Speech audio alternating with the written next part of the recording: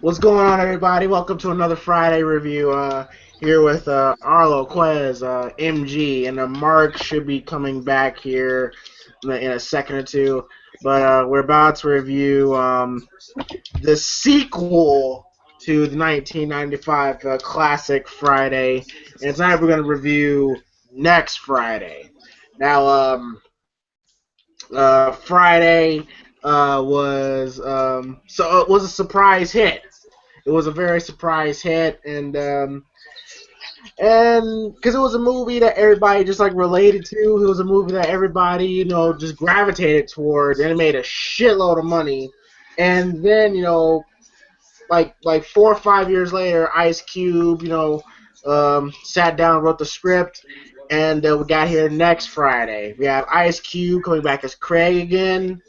Uh, Unfortunately, we do not get Chris Tucker back as Smokey because around this time, Chris Tucker was doing the Rush Hour movies and he was making a shitload of money with the Rush Hour movies. And a part of me kind of feels like he kind of thought he was like little too big to come back to the Friday movies. Me personally, that's how I feel. James, this nigga So Chris Tucker wanted 20 million. Ice Cube said, "Fuck you, nigga." yeah. And then so basically what's who is going to fill Smokey's shoes. Everybody knows Smokey was the main was it basically is the name and face of the franchise basically. So without the name and face of the franchise, how the fuck can they make it a sequel? Well, Ice Cube was able to find a then up and comer comedian in Mike Epps to play Craig's cousin Day Day. And we also have John Witherspoon coming back as a Pops. Got Don Curry as Uncle Elroy. And yeah, just a pretty good cast. I'm interested to see where this movie's gonna go now that Chris Tucker, Smokey, is not gonna be in the sequel. So I'm already kind of got like a bad feeling about it. I'm like, how can they live up? How could they, live up, or if not, try to top the first film, which is only gonna be fucking impossible to do. But did they succeed? We will see. Panel, your thoughts going into watching next Friday for the first time? Starting with Arlo. It was a sequel. I wanted to watch it. Dang. Mark? Why you put me on the spot? Well, I'm just going in the order that I see in the Hangouts. Oh. Arlo, Mark, Quez, and MG. Oh, well, thoughts going to the movie. I did not know it was a sequel. I don't know. I didn't even know it was a sequel. I was like, oh, it's a Friday next movie. What is this? So I clicked on it and I realized, oh, it's a sequel to the Friday movie. So I was like, first impressions, it should be cool, it should be funny. A little disappointed there was no Smokey though, but other than that, I had high hopes going into it. All right, Quez. This was actually like my first Friday I seen in the trilogy coming up before. Like I seen Next Friday first, and then I seen Friday. The one thing I like about it is like there's not much of like anything I would miss from the first movie. So I was like, I didn't have to really watch the first movie to really understand the second one. So yeah, it's a pretty cool movie. Whatever. I think it did decent without Chris Tucker. Just the way how all the cast stepped up, especially how Mike Epps came into play. So yeah, Yeah, there was always fun to definitely. watch. Yeah, there was definitely, in my opinion, there was definitely a lot of pressure on Mike Epps too, because a lot of people view him as oh, this guy gonna be Smokey's replacement, huh? Mm. So, MG. Um, I was okay with it. I wasn't really pressed because I know Mike Epps and Ice Cube kind of have some really good chemistry on screen. So I was looking forward to it. Yeah, but you didn't feel like a little disappointed, that the Smokey wasn't gonna be in the movie. Disappointed? No. Oh, really? Yeah. You can't. I mean, you can't always bring every single character back. You got to change shit up. That's the point of sequels. Okay. All right. If you Well, think back to the I know last James is part, used to watching movies where niggas reincarnate 87 times for the next 57 movies and shit. But bro, come on, in don't other do movies though, that. you have to add new characters. Don't do that. Don't do that, MD. Not now. Not tonight. Okay. Quest, you was gonna say something? oh yeah, it was like especially if you've seen Friday, it was like kind of like a playoff write off where this nigga talking about he was going to rehab, and if you really took that seriously, it's just like, well, I guess the dude really went to rehab, so it was like kind of expecting it, but you never thought it would happen. Well, yeah, he did go to rehab, but you know, there was some continuity problems in this movie that kind of had a Mm, problem with uh mm. major storyline continuity problems. But let's go on with the review. So we get the opening credits, and then we get Arlo's favorite thing in movies. That's recaps. Basically, got to recap what happened. You know, last Friday. A recap of Smokey and Craig getting shot at. Him beating up Debo. Him being high for the first time. Just a nice little quick little recap. Basically, you know, last time on Friday, basically. And we get Craig narrating the story, saying that um, that next Friday, you know, Debo, who was supposedly went to jail, went to prison for 4 years, which I'm like, okay. And he said, and apparently next Friday, he was going to break out of prison to get revenge on Craig.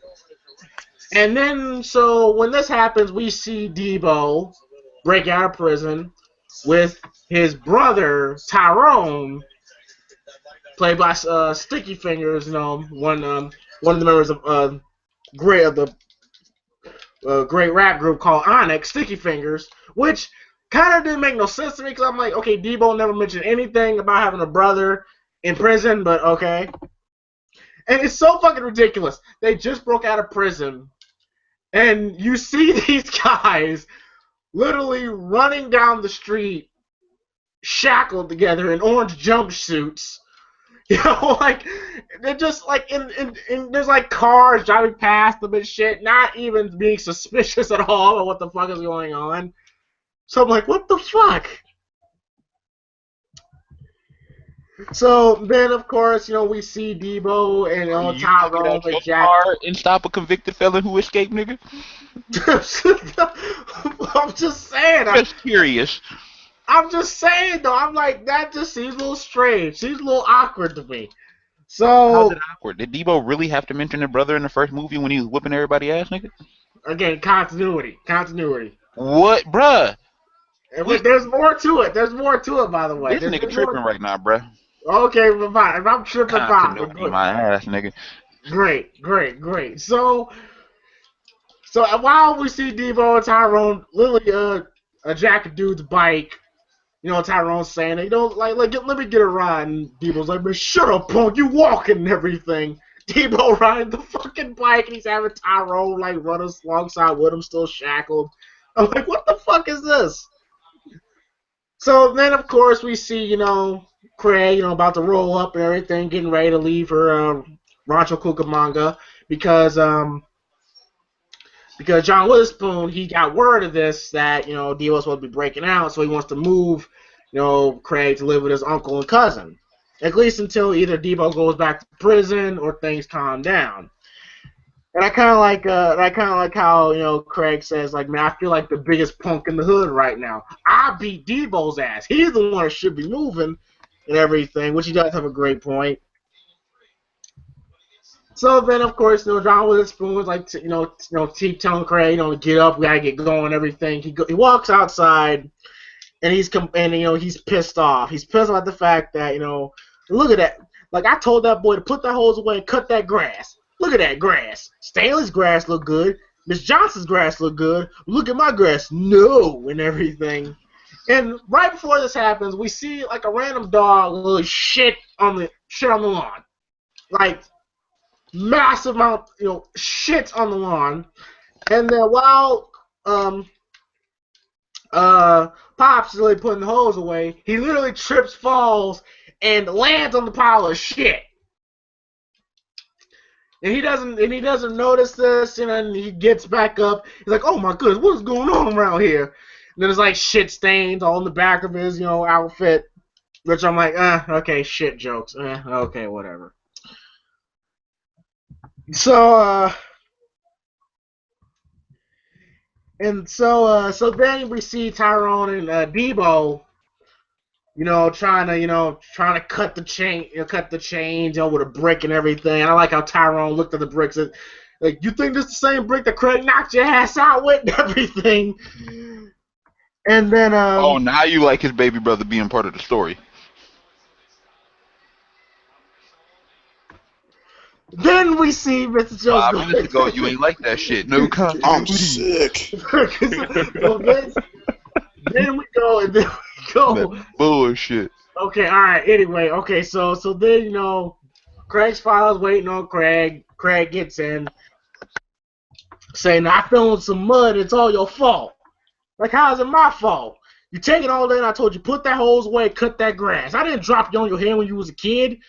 Maybe your grandmother did. I remember back in the summer of '75 or something like that. And then, Craig's thinking in his mind, like, say he didn't want to leave the neighborhood, especially his homeboy Smokey. But Craig says he went to rehab last month. And by the way he smoked, ain't no telling he getting out. Gonna sure miss him. Time out. Okay, so apparently this movie is supposed to take place next Friday. Literally, it's supposed to take place the next week, the next Friday. Smokey, last Friday, I should say, said he was going to go to rehab. But Craig says he went last month. So, where exactly is this movie taking place in? What we call next Friday? The next Friday they decided to film, nigga.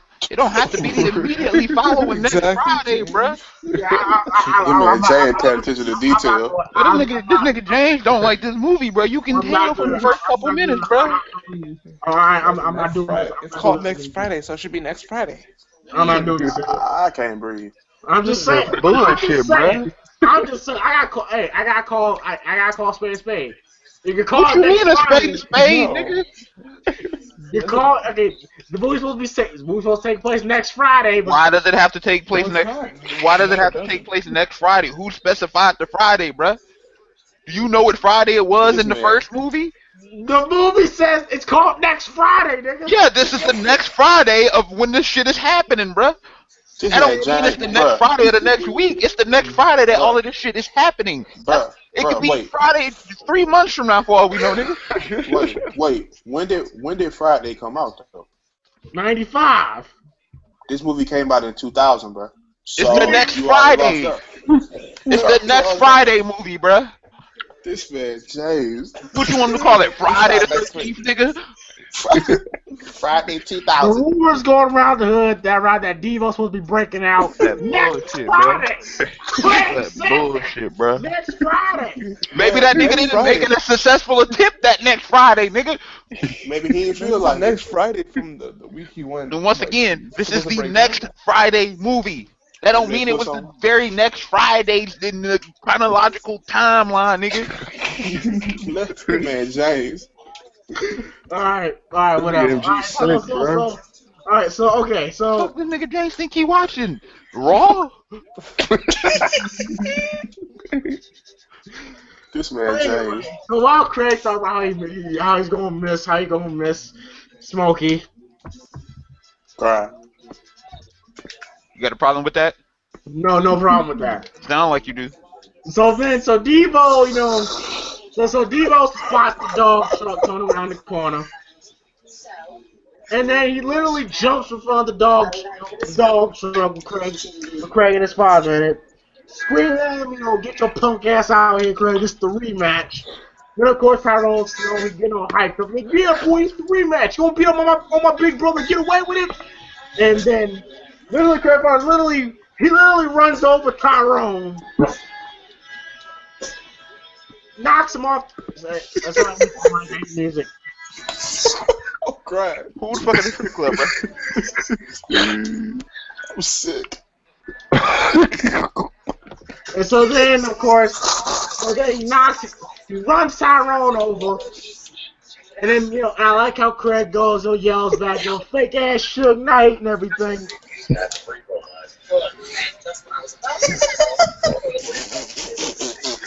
Come on. So somebody needs to come. Let's go. Come on now. So, okay, so this man Quez is sleeping on top of the TV like this nigga.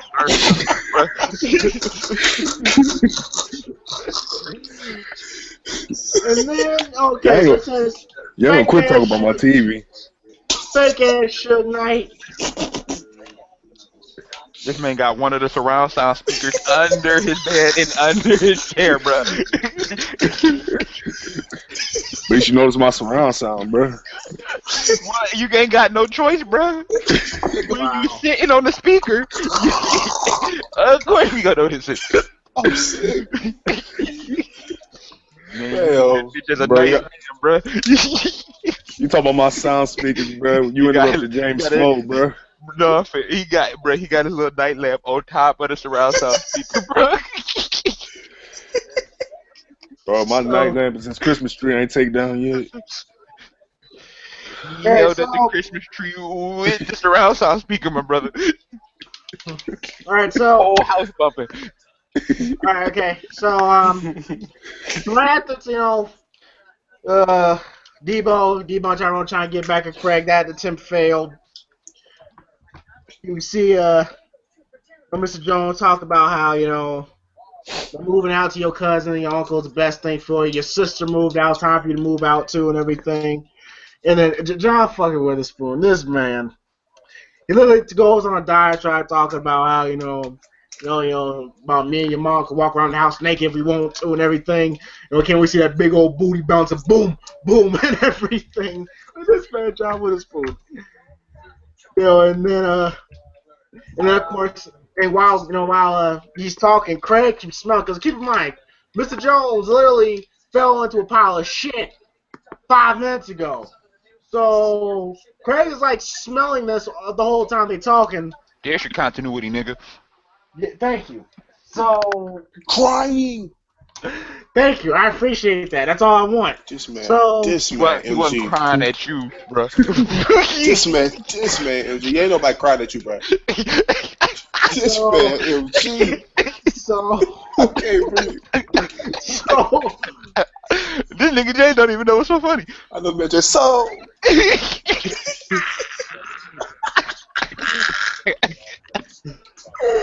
I can't. I can't with y'all right now. So then of course Craig is trying to let the window down because it's starting to stink up the whole truck. And of course, Mr. Jones spraying his little air freshener thing. And then of course, Craig's freaking out because he can't get the window down because it's fucking broke because his father smells like shit. So then they're driving down the Rancho Cucamonga. So fellas, your thoughts on the opening scenes of the movie? Arlo. Nigga phone about to die. Yeah, your phone about to die, fam. I know that. Thank you. You might want to plug that into a charger, bro. Yeah, bro. I hope you ain't doing this on your phone either.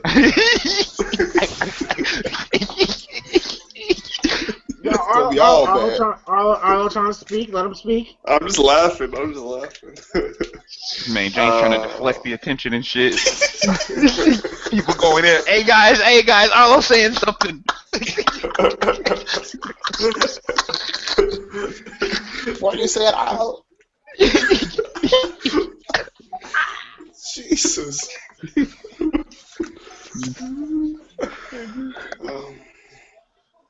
Oh yeah, the movie. Yeah, that's what we're doing right now. Yeah, up to the point where you're talking about. Yeah, it was pretty good.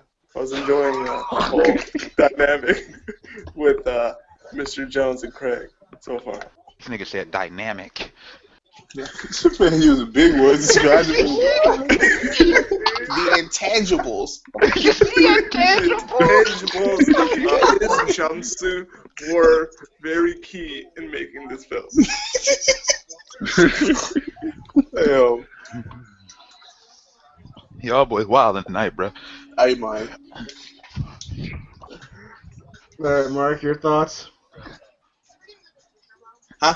Salute. Your thoughts on opening scene? Cool. All right, Quez. First of all, when I was a kid, I thought Rancho Cucamonga was a bag of Doritos. When I figured out that's what town, Hey, I bro, was like, I thought it was a drink. Fam. I thought it was a drink. No, nigga. I ain't gonna lie. I'm with Quay. He thought it was like some chips. I thought it was like some Bro, Hawaiian punch knockoff or something. I ain't know. nah, bro, when you heard Rancho Cucamonga, I thought I liked them Cool Ranch Doritos. This man. That's what I thought. Bro, I was like, I thought it was a burrito. bro, I was like 5, bro. A Rancho Cucamonga burrito? That John do sound expensive, bro. Bro, that's straight off the taco truck. That's some over $20 burrito shit. Bro. Double me. And that's just for the dough. Bro. but for real though, good opening segment. Quickly explain why Smokey was gone. This nigga Craig Daddy. Well, teachers on. This nigga Craig Daddy talk about he didn't realize he stepped in shit. I was dead. Craig, I mean not Craig, but Debo brother sold that get hit by a truck like a champ. Props to him. I was kind of sick though. Regina King wasn't in this one. I was hurt. The movie needed her. And yeah, pretty funny opening segment. Not once they got towards the old girl from across the street, fam. Nigga can have both. I'm hurt. Nah, bro. One of them black, bro. Nah, fam. Well, This man hurt me. there you go. There you go. Well, yeah, good start to keep me engaged in this movie. Got Black History Month in a month, man. Nigga, we got time then. Salute. And when Black History Month come, nigga, they better appreciate me. Well, MG, Yo, what up? thoughts on opening scene? I'm fucking with you, bro. I'm just fucking with you. I'm happy that John Witherspoon got a way bigger role in this movie than last movie, and he got a chance to show off how funny he was. Because in the first movie, you really only got to see that at the beginning, really, of the original Friday. So I'm glad you got a chance to see that. Debo getting out of jail, that's cool because we knew he was coming for that ass when it came to Craig. That nigga just got out of prison, so you know how shit go down in there. This man. Smokey going to rehab, that's cool. I was hoping that eventually it's still somewhat in the works, I guess, that we get him, Epps, and fucking Craig in the same movie eventually. But I like the opening. Oh, real quick though, since you brought up Witherspoon, like big congrats to him because this dude made a huge pay jump. Like I heard in the interview he only got $5,000 to do the first Friday, and it jumped to like 25 grand for next Friday. Yeah, man. He's always been one of the more underrated, like, funny guys in terms of like sitcoms or movies throughout the industry. And everything he gets on, he kills it, man. From the Wayans Brothers to this, he was even on there was some show. I think it was called He was on a what's the name show. It only had like a season. It was a comedian. Oh, it was on Tracy Morgan's show. Yeah, he was on that. Yeah, and there was another show with Kalita Smith and the dude who played Braxton on Jamie Foxx's show. Oh, the First Family. Yes, he was funny on that too. Like the dude is just straight up funny, and he used to write for a lot of people back in the day that people don't know about. So don't forget Granddad. Yep, and Granddad. So he's one of the funniest dudes in the business that nobody ever gives credit to. So I'm glad he got a bigger role. Robert Bitches Freeman. Oh yes, indeed. So then for the next thing we see Craig's father and Craig, driving Rancho Cucamonga, and then of course Craig's father hating and talk about like I've been chasing nasty thing. For 18 years, I've been chasing nasty, stinking, dirty, filthy dogs. I've been bitten by every dog there is in the world: pit bulls, boxers, collies, CNI dogs. And then, and then of course, Craig says, "What about Chihuahua?" And John Witherspoon says, "Twice." No lie, bro. It's people that are really scared of them hoes though. Like I Yeah. just seen dudes who ain't scared of pit bulls, but I seen a dude jump on top of like a fat nigga. Like he had to weigh about 350, bro. He jumped on top of a fucking car when a Chihuahua came after his ass. Like Dang, bro, that man got hot. he ain't fuck with small dogs. Like big dogs, small dogs. The nigga was scared. Like, it's like what? You quiero Taco Bell? Yeah, those old school Taco Bell commercials. Word. So they talk about how Elroy. Everybody loves Elroy. A lazy nothing. Hit the lotto. I don't understand it. And everything. And Craig says, "You want to come in?" He's like, "Oh hell no, I ain't going in there." Like I don't want to see Elroy's face or smell stinking breath. Well, Craig, and he said, "Craig, don't let your uncle or cousin get you any kind of shit and anything." And Craig says, "I'm grown now. Can't nobody get me in trouble no more." And John Witherspoon says, "Well, I'm glad you said that. And now that you're grown, don't bring your black ass back home." Man, John Witherspoon. So, and then we meet Day, Mike Epps. And one of his, he's excited to see Craig and everything. And then we also see Uncle Elroy come out. Uncle Elroy, saying, I hear you run from an ass whipping. And Craig said, "No, they ain't even like that. Talk to your brother." And Elroy proceeds to say, "If that had been me, I would have shot his big ass and everything." It's like, and then of course he talks to John Witherspoon, say, "Hey Willie, how's it going? Still stuffing in that dog shit every day?" And then just take care of my son, and don't you worry about it, big bro. He's in the best hands of Rancho Chocamongas. I'm the king around here. Man couldn't even get this city right. This nigga the R-Truth of Friday, bro. I'm crying. So then, of course, and then he said, "Just roll out on stud, just slam shut my door and don't slam it. Can't even count to 10, and you hit the lotto like that, a bitch." Everything. And then of course, Craig, Uncle Elroy sends grabs Craig's stuff, says, "As soon as you finish with him, come on inside and everything." And then we learn that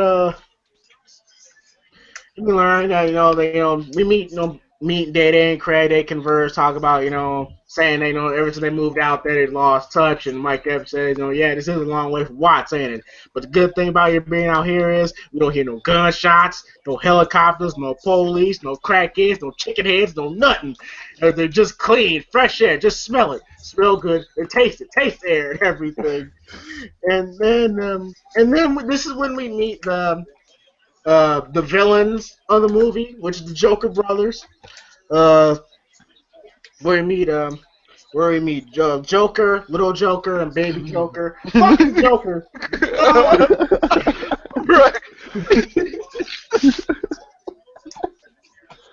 Now, the one thing about Joker that makes this motherfucker literally has his hat over his eyes and shit. Yeah, fam. I'm like, how the fuck do you see? That's the point, bro. Cholo. I guess, man. This is basically, stereotypical Latinos, basically lowriders, hats over their fucking eyes. I was like, oh, okay, I see where this is going. And then, of course, they talk about, they all got this dog named Chico. Watch out for him. He'll bite the shit out of you and everything. Yeah, Chico. Savage. Damn. And then, Day shows Craig's new car and everything. saying they know Chris, damn, we're out here, we hit the lotto, came up with $1 million, like, then Day says, after paying taxes and lawyer fees, all of daddy's badass credit, buy Viagra, tricking with these shacks around here for like $35, $40 now and then, I end up with $1 million. I end up with this crib and this bad motherfucker right here. This is my baby right here and everything. And then, of course, there's a running joke about how the Rams, Day says they're 20s when they're really 10s and everything. Hey, keep them clean though. and then we also meet one of the neighbors, named Miss Hokiem, and she the realest, bro. Yeah, she was. And then, so when Craig Daddy go over there, and Craig Daddy goes, "What's up, Mulan?" And of course, hey, don't step on my flowers, motherfucker! I just planted that shit, everything, and she's a real cool chick and everything, and she kind of gives them information about what's going on with the Joker brothers and everything, and saying that, like, I think they're running drugs out of Tijuana, but they don't believe me. And then and then he says, and then the day goes, I ain't got time, but I got to go, Miss Hall, and everything.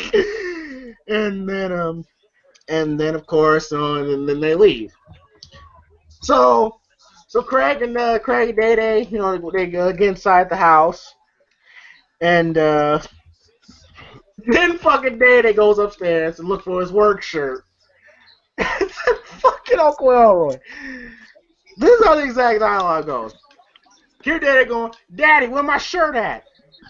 Which one? The pink one? Like, yeah.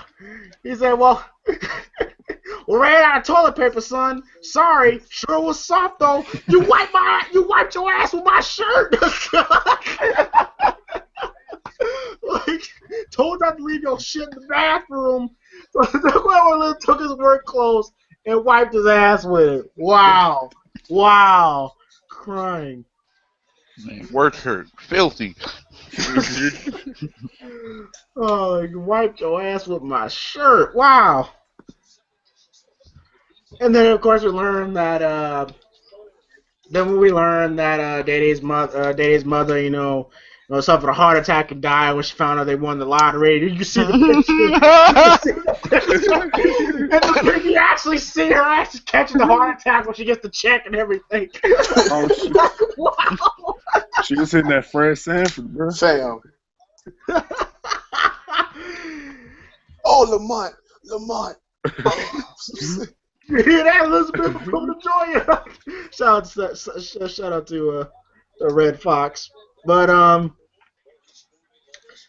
then of course it says he has to go get ready for work, so because to live here you have to have a jizzob and everything. Then Craig, Uncle James. What is a jizzob? Well, that's what Day was saying. So, but what is it? I guess a job, basically. A jizzob. Okay. Yeah. So. His name. I just wanted to know. I ain't know. So Uncle Elroy has like booty magazines all over the place. Craig's reading them. I'm like, that Uncle Elroy, a cool ass uncle. And then I was like, he hears some noises coming outside. He looks outside and we see Tamalia Jones. For those who don't know, she was Nikki from Booty Call. She's in a lot of black films. Fine as hell too. And I don't know why. I could either picture either Mark or MG having girlfriends like this in the future. I could just see it. I don't know why. See? Nah, fam. She's scratching Dave's car. Never tell him where I live. Why are you talking about us like that? I mean, what do you say? Where you live? I never tell him where I live or where I work, bruh. That was the first mistake, bruh. MG in relationships, he's like taking applications for a job. So we're gonna meet here at this time. Yeah, bro. I'm going back to my crib. Tell you, that's how you get caught up, bro. So I learned a valuable life lesson from this movie. I'm sick. So she's scratching Day Day's car, and she's like waving at Craig and shit. I'm like, God damn. And you know, and then we hear Uncle Elroy screaming sugar and everything. Then Craig meets Uncle Elroy going sugar. And Sugar wants Craig's dick. Oh, bro. Like as soon as she Oh no! What? As soon as Sugar sees Craig, she wants his dick, basically. Saying, you cute in your baby pictures. We can keep it all in the family. She starts licking his neck and shit, grabbing his ass like you got a fat ass and everything. I'm like, God, what the fuck? Jay's here watching the reaction video. You know what? Uncle Elroy's like, all right, that's enough and everything. Like, go upstairs and put on some damn clothes. And then she's like, help me out. And Uncle Elroy smacks on the ass and everything. And then she's like, nice to meet you, Craig. And you can kind of tell Craig wants to hit. You can tell. And, He should have. That ain't good, bro. What you mean? That ain't good. All right. Question on the panel. And question to people in the comments. Who would have fucked Sugar? MG clearly would have. Y'all would have had Well, AIDS. back then, yeah, it's now 16, so it ain't happening no more. But back then, yeah. All right. Quest? Can I imagine she was Bumblebee off Napoleon for Black Dynamite? What? I mean, it's your fantasy, bro. If you want to do that. I'm just think of her as that, and then be like, yeah. You do what you gotta do. All right, Mark. Oh, why you asking me? Okay, all right, Arlo. Nah, bro. There you go. Wow. Okay. People, you know, in the chat, you know. What up, though, Frank? Frank Diddy. Frank Diddy. What did it do, Frank Diddy? Okay. All right. Frank Diddy, the truth, bro. He support everything. So shout out to Frank him. Diddy ain't even in the comment section. We played ourselves. Alright, so only people that would have fucked, you know, Sugar, you know, in this panel would be MG, huh? And James. James, I thought you would have did it while you was talking. No, I mean James got too many morals.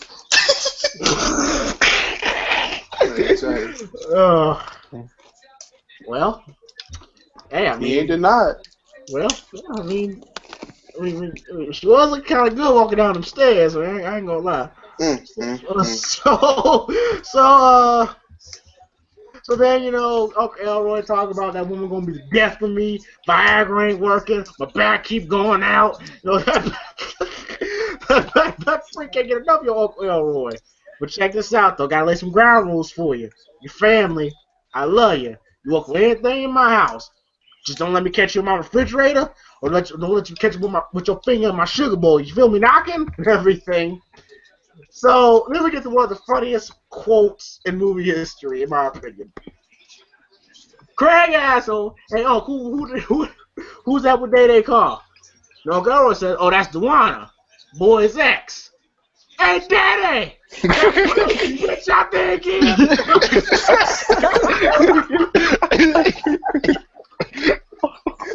And the Day comes right out of his room going, oh shit, and everything.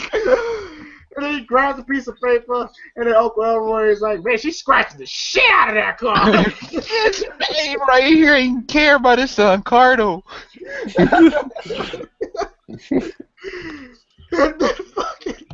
And then Daddy's like, what y'all standing there looking for? Do something. Hugging and shit, just standing there and everything. And then they bust out the house. Say, girl, you supposed to be 1,000 feet away from my house. What you doing over here? And the one's like, you can't quit me. I'm pregnant with your baby.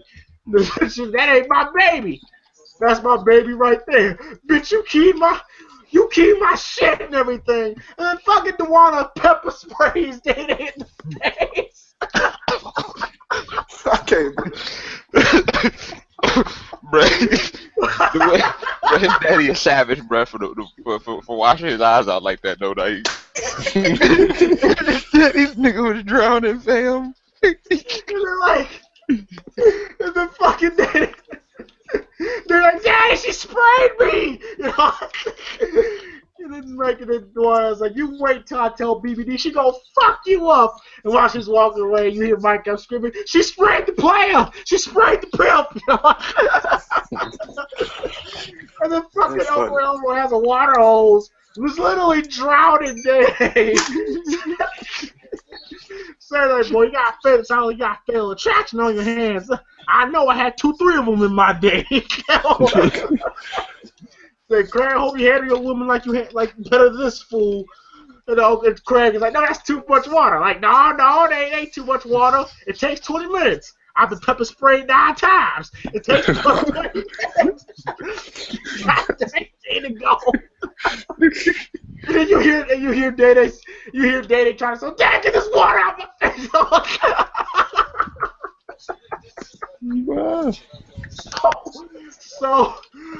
So fucking. Man, daddy almost died, bruh.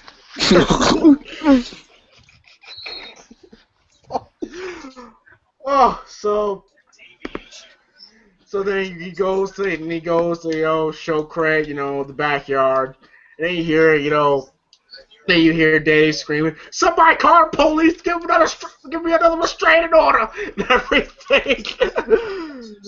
Then one of the funniest fucking monologues ever, in my eyes. He says, yeah, Craig, you have to have a little money to live out here. I know what you're thinking.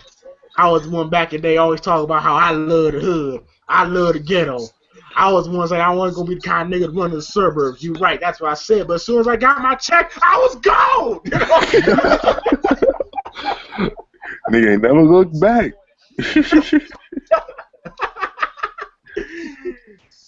He say after he paid like 250,000, cash on this house.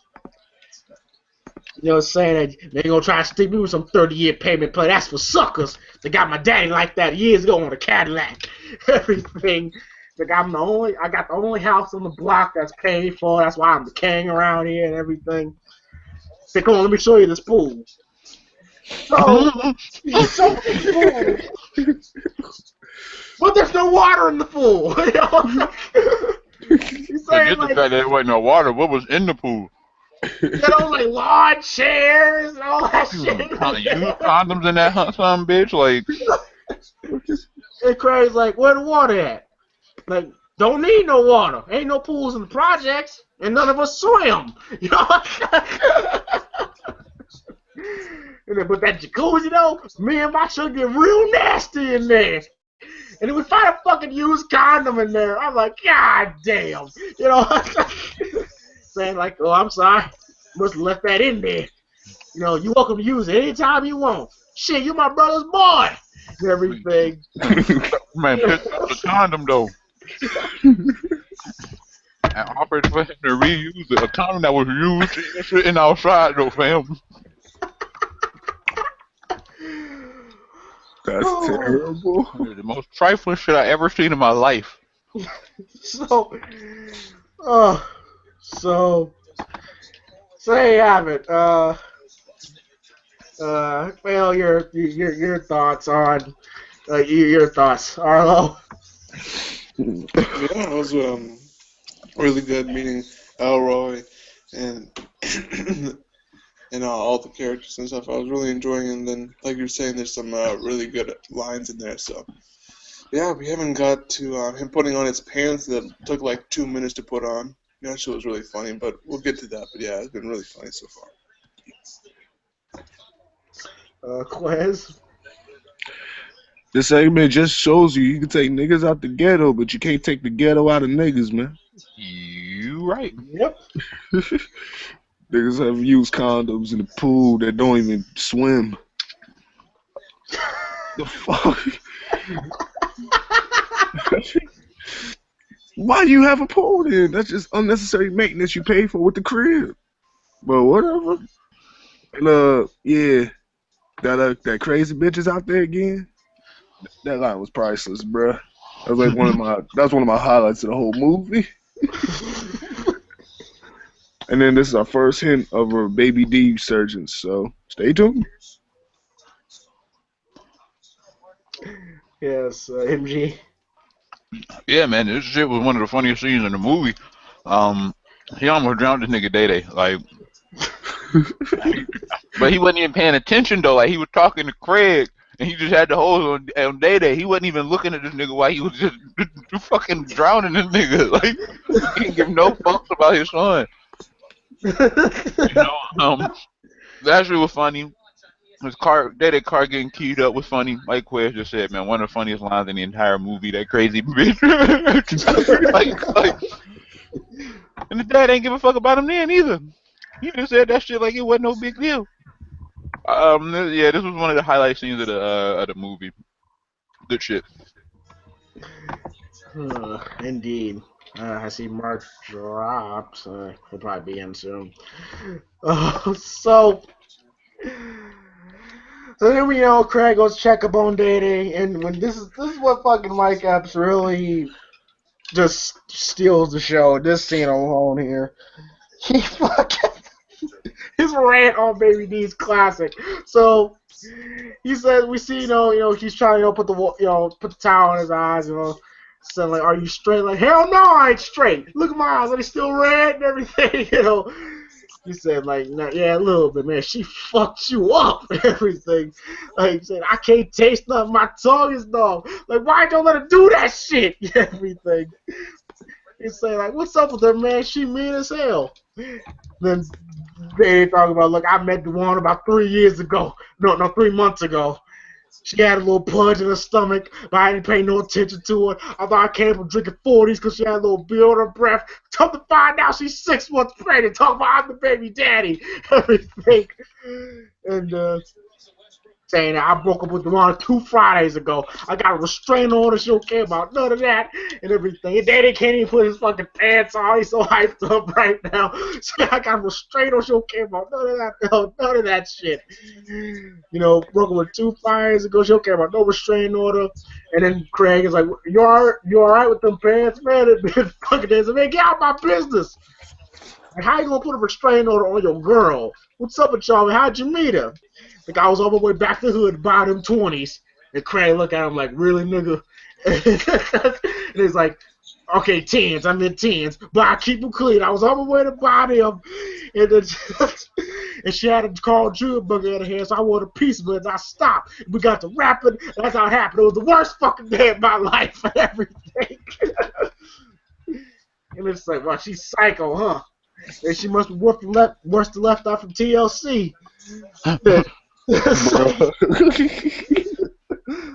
Yeah, but this fat bitch ain't burning. That ain't the cold part. She got a sister named Baby D. This fat bitch gets physical. She sells dope, do hair, and babysit out the same house. Police don't know when to kick the door in. I got her straight on her whole fat ass, too. So wait, you got a restraint on a little girl named Baby D? You don't know Baby D. That's why because you don't know Baby D. Her fat ass be snoring. She don't even be sleeping straight there. It's like, I can't do it justice. I can't. The way Mike Epps was doing it was just great. Like cupcakes and shit. This fat bitch knows about all new snacks before they hit the streets. All the bootleg snacks. The year 2000 snacks. Go tell me the other day, Tweety got new cupcake coming out next month. It's a bad motherfucker. When you fly into a cream filled and shoot all up in your mouth, glitter. Bitch, go to work. I'm a player, man. I'm a player, but I gotta be dealing with this shit. Nick Craig says, "You got your shirt on backwards, player. Players fuck up and everything." And they got a do-rag on his head, and then Craig says, what? Just snatch that shit off your head. And they like, don't worry about what I'm doing. Why y'all doing that when the fat bitch jumped over here? The way he said that shit was just... And if you look at Ice Cube after he said that, you can tell Ice Cube wants to laugh. Credit to Ice Cube, because I don't know if either one of us could have kept a straight face during that scene, I was like, dude, Mike Epps is killing me. So, and then that when the day leaves, you hear him say, "Ooh, I'm running away" and everything. And then we go back to Debo and Tyrone. You know, Debo riding the bike, you know, and then fucking Tyrone riding the top of it and everything. You know, and saying, my fucking ass is hurting, man. What are we doing here? And then they stop by a payphone. This is one of the funniest moments of the fucking film as well. Fucking Sticky Fingers was just killing me. He's like, close your mouth and I'll tell you. This is how the plan goes. Call over there. Call over there. So you have an urgent message from Mr. William Jones. What urgent message? The message is, drop everything. Craig's in trouble. Craig's in trouble. Come quick. And Sticky Fingers says, I don't think that's going to work. And then there's like a running joke where Debo just keeps smacking Sticky Fingers across Tyrone over the head. Everything. So it is going to work. Just do it. Like, I don't even know the number, man. It's on the side of the building. Fool, just pick the phone up. And then fucking John Witherspoon's coming out the bathroom saying, like, I feel 5 pounds lighter and everything. And then he's like, and all the people in the restaurant can smell, like, the shit from the bathroom. And he's like, what, jealous? Ooh, what's that? He points at the sky, and then he steals a chick's French fried shit. Like, John Witherspoon, man. And then, of course, he's at a taco stand, and then the person that's running the taco stand picks up the phone, and this is what Tyrone says: "Hello? Yeah, I got an urgent message for a nigga named Mr. Willie." And then Debo smacked him in the head. It's William, fool. Well, I got an urgent message for William Jones. Yeah, the urgent message is, drop everything, crazy trouble, come quick. Like, yeah, nigga. And like, it's like, and then the person's asking, like, who's this? Just tell him he can call old Tyrone and everything. And Debo smacks Tyrone in the head again. And he's like, oh, just tell him it's a friend of the family. Man, you gonna stop hitting me, man. I'm gonna bust your ass like Craig did, knock your fucking eyes straight and everything. And then John Witherspoon trying to get his burrito. And then, you know, the owner's telling him, like, someone just called, they say Craig's in trouble. What? The Craig's in trouble? I don't know. And then, of course, oh man, well, give me my money, come on. And they're like, oh, come on, Taco Jim, give me my money, and everything. And then, like, the fucking Taco Man is, like, throwing money, like, get the fuck out of here and everything. Like, and then, while this is happening, Tyrone and Debo are behind John Witherspoon. They're letting the dogs out of the dog's truck. And then, like, Tyrone's trying to pull Debo, and he can't, he's like, Tyrone's like struggling to get the door closed and everything. And then Tyrone gets to another side. And then John Witherspoon, he's looking at the door like, get back in the truck, what y'all doing out that truck and everything. And then John Witherspoon just takes the dude's hot sauce and says, kiss my ass. And then he runs to his truck. And you hear the Taco Man, hey man, don't take my hot sauce. Oh my gosh. Wow. So then Craig and Day went to go check on his car. And Craig's all about, like, that scratch make it real ugly, make you not even want to drive it. And then Dave's like, okay, man, okay, everything. And then out comes the Joker's sister. God damn. Mm-hmm. So she's coming out. She's waving at Craig and Day, and they both wave, hey, everything. And Craig talk about, like, I'm getting like Rancho Cucamonga. And then Day is like, well, don't like it. There's been tension between us and them since they got out the pen. Like, I'm trying to keep peaceful around here. I ain't trying to have none of that gangster thug stuff. We live good, eating shrimps and steak and everything. While this happens, Craig is running over to their sister. We found out that her name is Carla and everything. Craig, kick a game to her and everything. And then while this happened, Day they hating, so she a sack chaser, man. I tried to hit her. She wouldn't give me none. I bet you won't get it. I hope you don't get it. Everything. And then Well, Day's trying to tell him, like, leave it alone, man, leave it alone. She spots the Joker Brothers coming out. Saying, like, he's like, I told you, man, whites and hot and colors and cold. You're gonna ruin my dickies and everything. That's what the Joker's saying. And then they spot Craig talking to Carla. And the fucking Joker, like hold this. And he walks like the fuck and everything. Like, and then there, Carla and Craig are flirting, and then Joker's like, man, I think Carla's got Joker fever, SA. And then Craig wants to offer Carla a ride. And Joe goes, man, fuck that. Hey, Chico, it's lunchtime, man. And the fucking Chico comes bursting out the door. And then you hear Day screaming at Craig, run, Chico, run. So Chico's chasing Craig.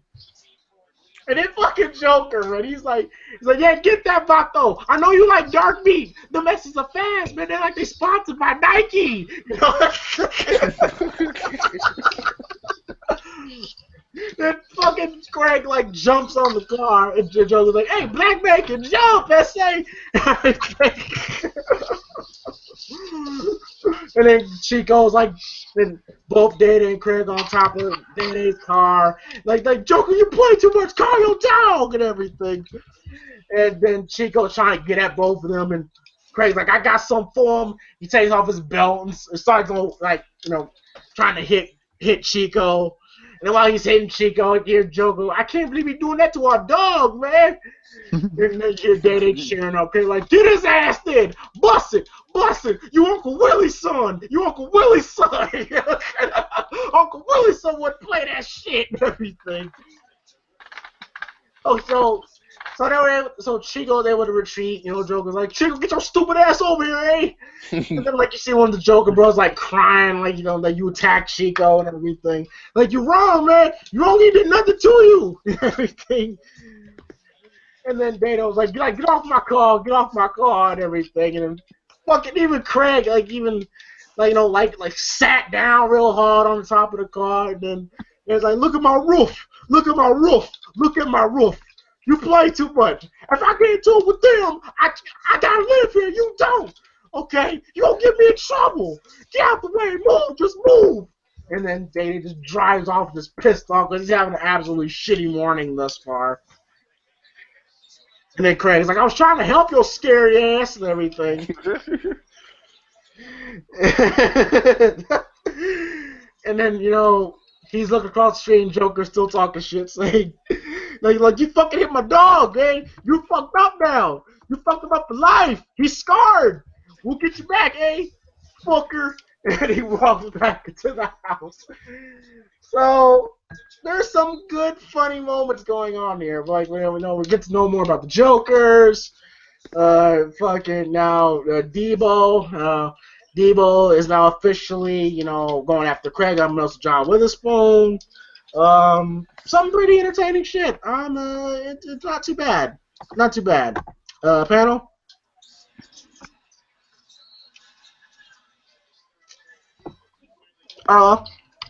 Yeah. Yeah, I really like Joker. I mean, he's really funny.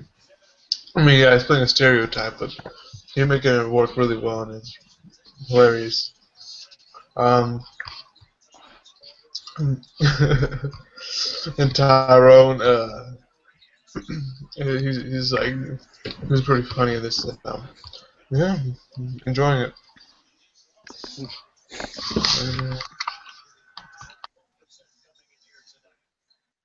Can we just be honest here? Chico stole the show. Let's be honest. Every scene he was in, he killed it. And he was the most memorable part of every scene that he was in. True? I guess. Chico at 4.2 speed, man. That dog is the truth, bro. Collect your thoughts.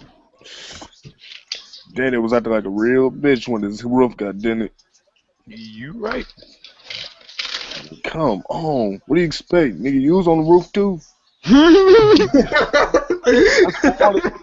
450 pounds on a Beamer. What else you expect?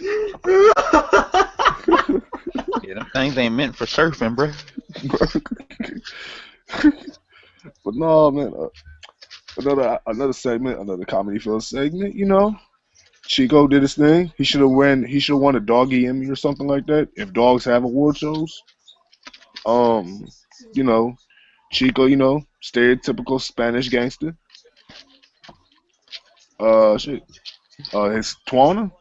Oh no, not Twana. What was his name? Her name? His sister. Carla? What was It it? was Carla.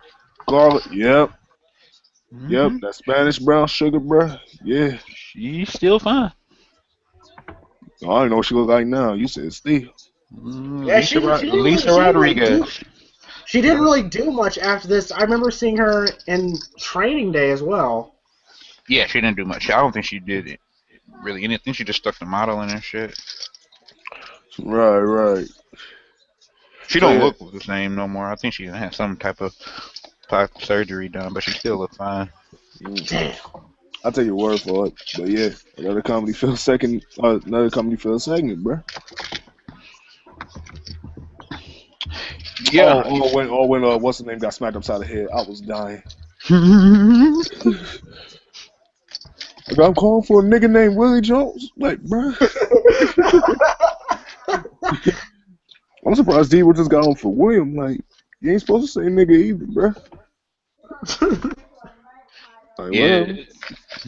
The reason I like this is one of the reasons why I like this movie more. I think the comedy scenes were far less than they weren't as stretched out as in the first movie. Whereas the first movie you would have, you would go through some spots where there just wasn't any comedy at all. In this one there was like every scene there was something funny.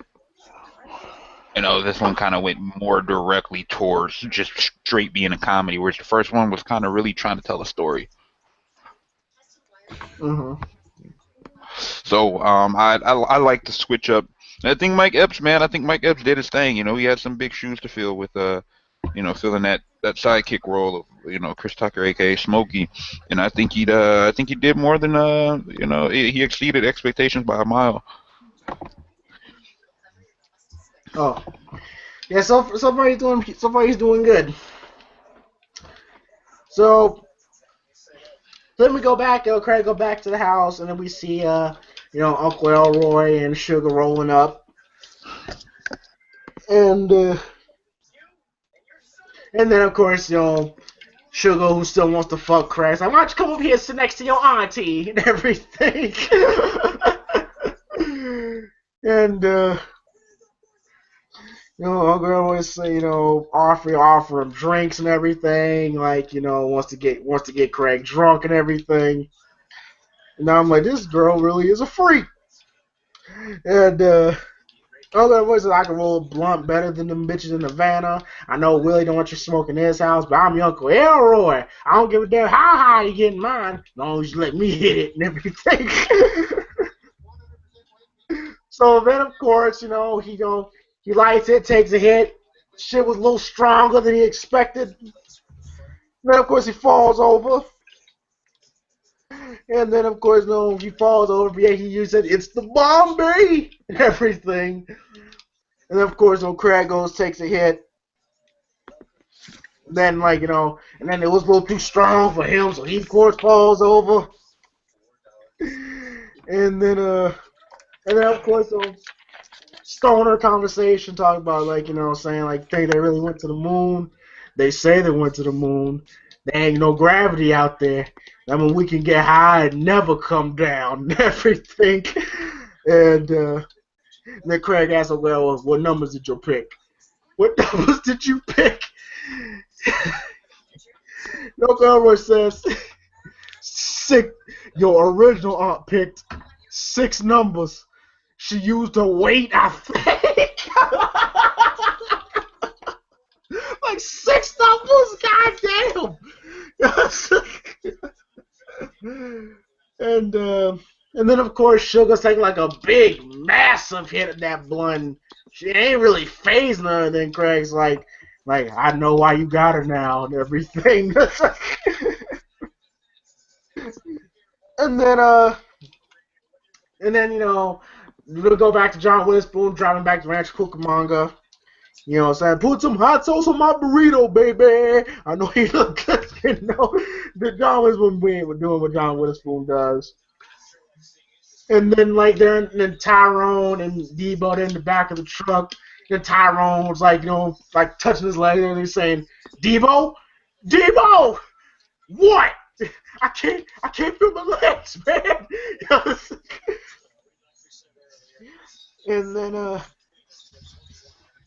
And then of course,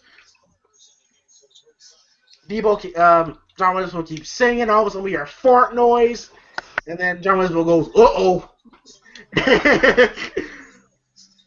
And Uncle Elroy, Sugar, and Craig, they're passed out. And then Sugar just like, inadvertently lands in between Craig's legs. This wakes Craig up. Craig sees this, looks over, and Uncle Elroy looking at Craig saying, Negro, what the hell you doing to my woman and everything? He's like, Sugar, what the hell you doing to my nephew?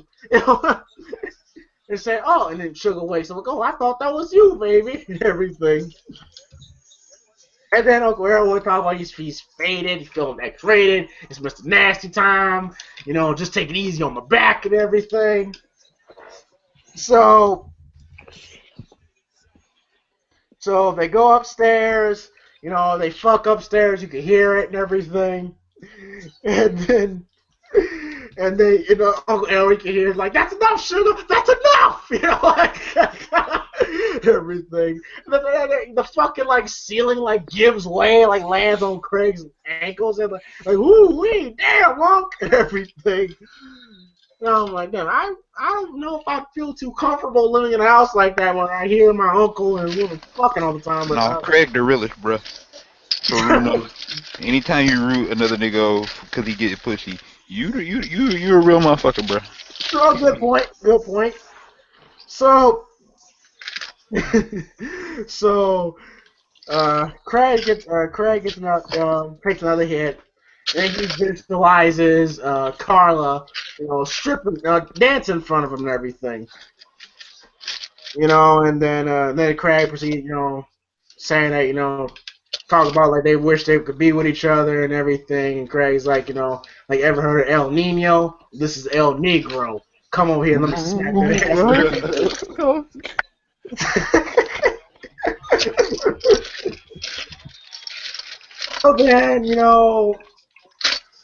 So then, you hear a knock on the door. It's from the mailman, and the mailman is Michael Rappaport.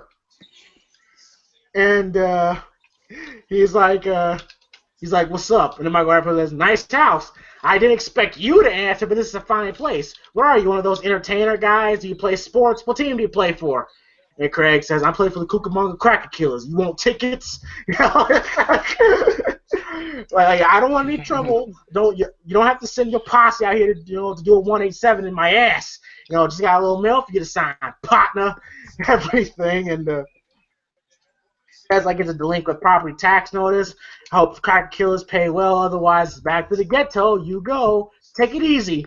Then he's fucking rapper singing the good times lyrics, like hustling, surviving, good times, And while he's walking, you hear him go, oh, fuck! And then he's being chased by Chico. So Chico, just chasing the mailman, and then we find out that Uncle Elroy's house will be auctioned at 9 a.m. the next morning.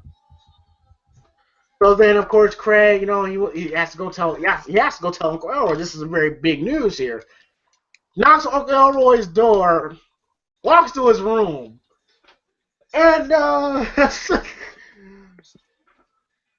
Elroy a freak. Craig says this too, like there's a video of Sugar and shit dancing and shit. And then, like, fucking dildos all over the place. And I'm like, oh, this is what the fuck, And then, Uncle Elroy and Sugar, they're sleeping on the waterbed. And he's trying to wake Uncle Elroy up. And Uncle Elroy, who thinks that Sugar waking him up, grabs Craig, gets him on the bed and everything. He's like, I'm going to tear that ass up again and everything. And Craig's like, let me go, get off me and everything.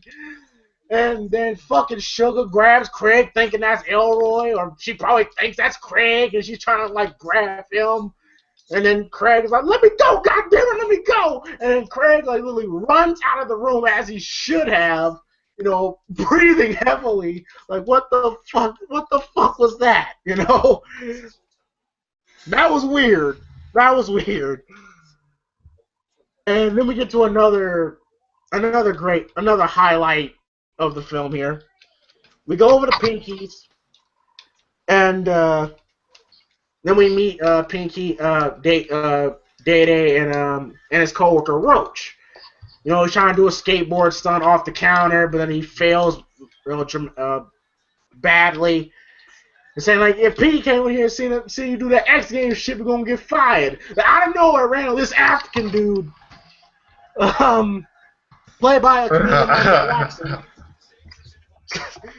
This African dude comes and screaming, you motherfuckers, the fuck is this, you motherfuckers, like out of nowhere. And then he's like, can I help you? Yes, what is this? This is whack. I can't get jiggy with this shit. Where that damn agent, that pink motherfucker? It's like, the manager's not here right now, I'm running the store. You look like the player hater that sold me this shit. Give me my money back now. I don't have no damn receipt. Well, where's the cover to it? I don't have no damn cover. Kiss my ass, so what? And then they ask to see the CD. And then Daddy just looks at, there's like a chunk of the CD missing. And then Daddy goes, hey, you been chewing on this shit before you came up in here? Bullshit, motherfucker. You know who you fucking with? And Daddy goes, Bishop Tutu, try again, motherfucker. Willie Mandela's little cousin, try again, motherfucker. just an ugly ass black dude. I'll go postal up in this motherfucker. And they said, hey, get your hostile black ass on out of here. And they would say, yo, you biatch. And then fucking Craig, who walks in, sees this, takes the African, literally throws him. And then he turned into a bitch real quick, saying, like, don't hit me. This is John Blaze. I can get jiggy with this shit.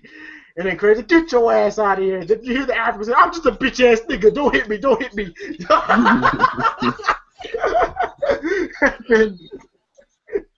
Like, that scene was just so fucking random and out of nowhere, but funny as fuck. And he really is African, too. That's what's funny. And then Day-Day says, oh, what you doing here? And Craig says, I walked. And Day says, you can't be walking in this white neighborhood and you look suspect. And Craig must show Day-Day the letter. And, but then, of course, he says, hey, Roach, this is my cousin Craig. He didn't want to beat up Debo, so we meet Roach. And then, Day looks at the letter and he says, like, do you know what this is? And Roach wants to know. And he's like, don't worry about it. Just get the phone, because the phone's ringing. Like, don't worry about this. This is black problems.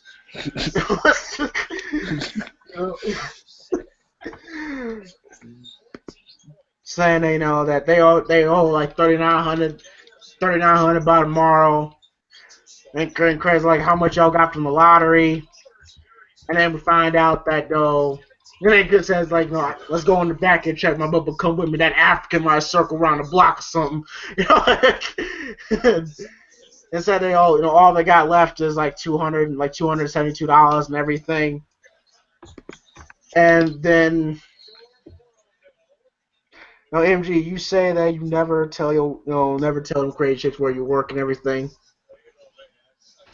Yeah, this movie is part of the reason. All right. Because It's like, who's you talking to? Say this girl named Dewana, she's outside, says she wants to talk to you. And then Daddy goes, oh shit, and everything. And And then fucking Day Day sees them outside. He goes and locks the door and shit. He said, Craig goes like, "What's up?" Like, do you want to brought Baby D's fat ass up here? You know? And then we see Baby D and Duana walk up to the store, and Baby D's played by a rapper, Lady of Rage. Signed with Death Row. Snoop Dogg signed her. You can also see her as I think she was on the Steve Harvey show. She was on the Steve Harvey show. She was like Loretta. Loretta. She was Loretta. And she was like, she wanted to fuck, here comes James White. Romeo. Yeah, she wanted to fuck Romeo and everything. So that's what she's most known for. And then she says, like, she's banging on the door, like, "Day, don't make me break this door down," and everything. It's like, "Hey, yo, Craig, tell him I ain't here." And Craig's like, "Oh, hell no, I ain't getting involved." And Day said, "You're already involved." And then Rose, "I'll just go tell her." And then Day like grabs Day and throws him in the wall, like, "But get your ass over here! What the hell are you doing? She'll sit on your little ass." Like Craig gotta do it. He beat Debo ass and he cold. So go ahead and handle it, man. And then Craig goes handle it, says he tries to tell them that Day Day ain't here, and then Nate Duana's like, "We ain't come to see Day Day." "Yes, you did." "No, we didn't. We came to buy a CD and everything." Now I'm like, "Oh yeah, you can tell she's crazy," and she can't tell her no. And so then, of course, she wants to look around and see if Day Day ain't there. Then Craig's like, "No, you cannot." And then Baby D talk about she wants to look for the jazz section, and then Craig's like, damn well you don't want to hear no jazz. Come on. And I mean, no disrespect to jazz, but really, like, nobody really was listening to jazz. So everything's going good. Looks like Baby D and Duana are about to leave, and then Duana talk about, like, "Tell Day Day I need to see him because childcare class start on Wednesday." And then right when she's about to leave, so wait a minute, ain't your bathroom this way? Like, you better have some toilet paper and the seat better be down. And then you see Day Day like fucking like where Day Day's hiding at. That's where the bathroom's at. So he goes, "Fuck this," screams, "Damn!" And then he tries to run out the back door. And then Duana's like, Baby D, in here, go get him and everything. And Baby D is literally chasing Day Day all across this parking lot. And then Day Day's like, Day Day's like juking her and shit, trying to get her out of her reach and everything. The way Day Day was looking, trying to juke her was just hilarious. And then Roach is like, he's looking at Baby D. He's like, "Man, she moves well for a big girl." And then Craig's like, "You need to stop running from that girl." Day's like, "Fuck you!" Somebody called Jenny Craig to put a hit on this fat bitch.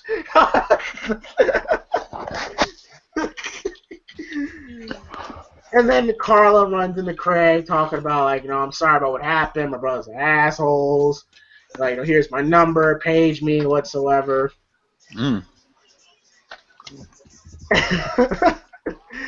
And then where Day Day and Baby D are running around his car. And so, like, "You ain't gonna catch me as usual, Baby D. Let's make it this. You ain't gonna catch me. Like, what do you want? Like Kelly Price with the Van Jones album. What do you want?" And then fucking Day Day hands out a cookie. Bruh. An unwrapped cookie. Stopped her cold in her tracks too. And then she's like, just like you had in jail. Without the wrapper, you could get to it quick. Straight from commissary. The Baby said, "But I'm on a diet." "No, your fat ass ain't." And then Baby D she goes for the cookie. She eats the cookie. And she says, "Okay, fine, I'll let you go. But, on one condition, your cousin Craig hook us up. Tell her to come over here and talk to me." And then she's like, and then, Day Day, goes over there, goes over to Craig. He said, like, we made a deal. All you gotta do is go talk to her. And Craig's like, what do you mean talk to her? Don't talk to her. She wants to talk to you and everything. And Craig's like talk to her. Like, then he's like, yeah, like, talk to her, mother love, fat bitch, Bruh. like, mother love, fat bitch, like. And then Craig, like, he's like looking at Baby D, and he goes, I'm gone. And then he runs back into the fucking to the stall. And then he's like, man, I'm gonna get your ass there. You have to come outside sometime. And then Joanna's like, I done told you. And then she hands her a brick and says, you know what to do. And then they walk in, Day Day, Craig, and Roach. And they hear like a loud crashing noise. And then she's like, what was that? And Roach goes, man, you don't want to know. And we later find that fucking threw a brick through Day Day's windshield. So she's doing a number on her car, keying it. And of course, fucking Day Day and Craig destroying the top of it. Now there's a windshield. Like, holy shit. And then, of course, Day Day's pissed off at Craig, saying, like, thanks a lot, Craig. And then, like, look, man, we cousins all, but don't be hooking me up with the little sister that's bigger than the big sister. And then, like, fat bitches need love too, Craig. And then Day Day, sits down on the couch, just completely just stressed out, which you can't really blame him. So more hilarious moments. So far, it's pretty good. It's pretty good. It's not boring me at all. Panel, your thoughts?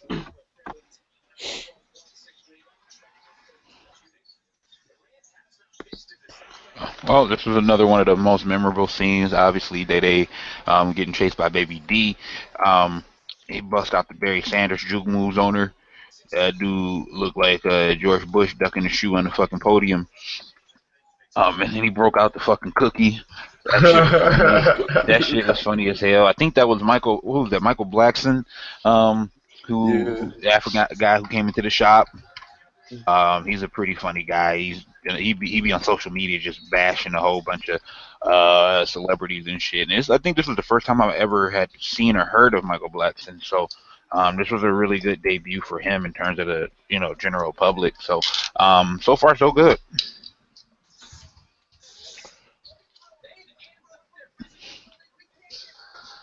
Yeah, I agree.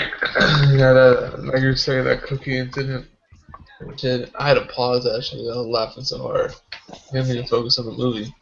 And rewatching it now, that shit was too much.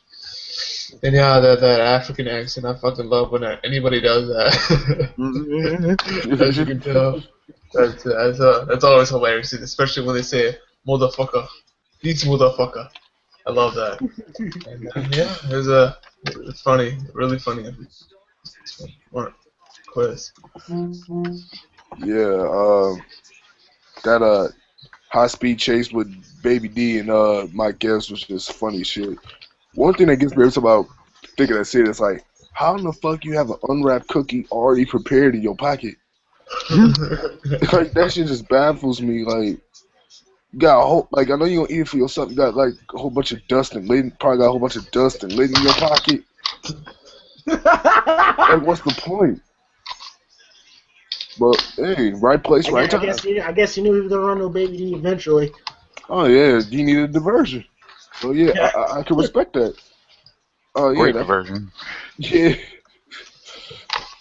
And the fact that how it was underrated part, but like how Baby D just muscle Craig outside the door, like talking about move, trying to get into the record store. These hoes ain't got no manners. These hoes ain't got no manners. Classic line. That I think that was Craig breaking character back in the Ice Cube. That's just me right there. Cause that's some shit that Ice Cube really would say. Yes. And to backtrack a little bit, going back earlier, when Michael Rappaport was the mailman.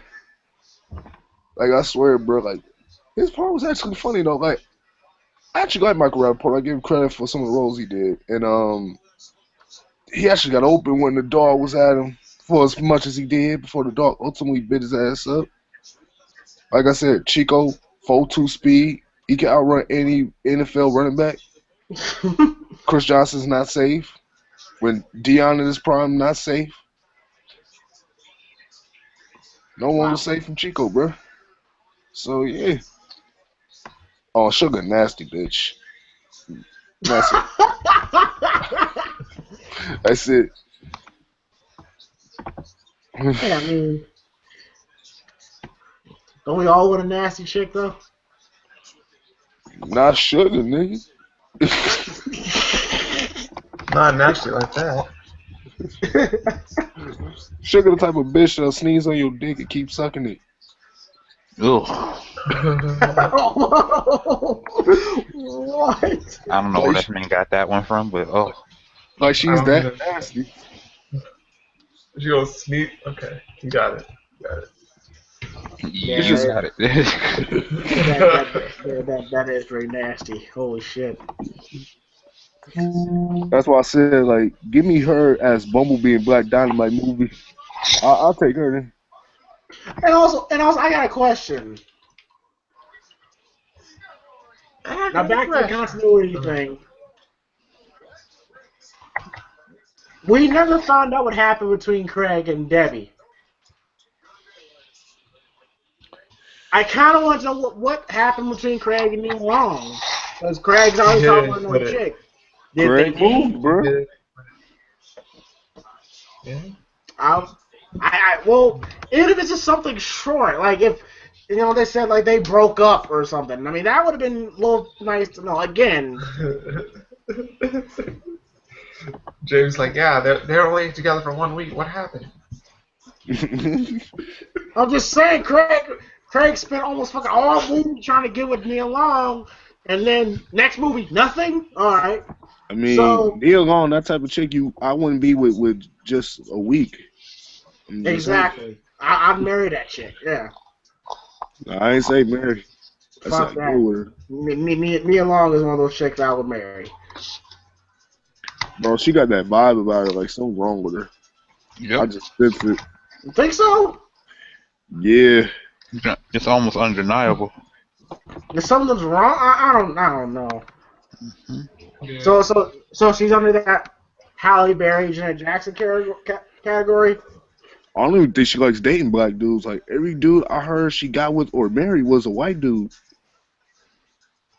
This is true. Wow. Like she did like representative of the Spurs a while back, like she was married to him. Well, I don't think she's a fan of the brothers too much. Mm-hmm. Don't worry, James will still try. hey, This nigga will bleach his skin from near. Hey, man. Neil Long then and now still fine as hell. I would give it a try. Okay, question. Debbie or Carla? Who y'all fucking?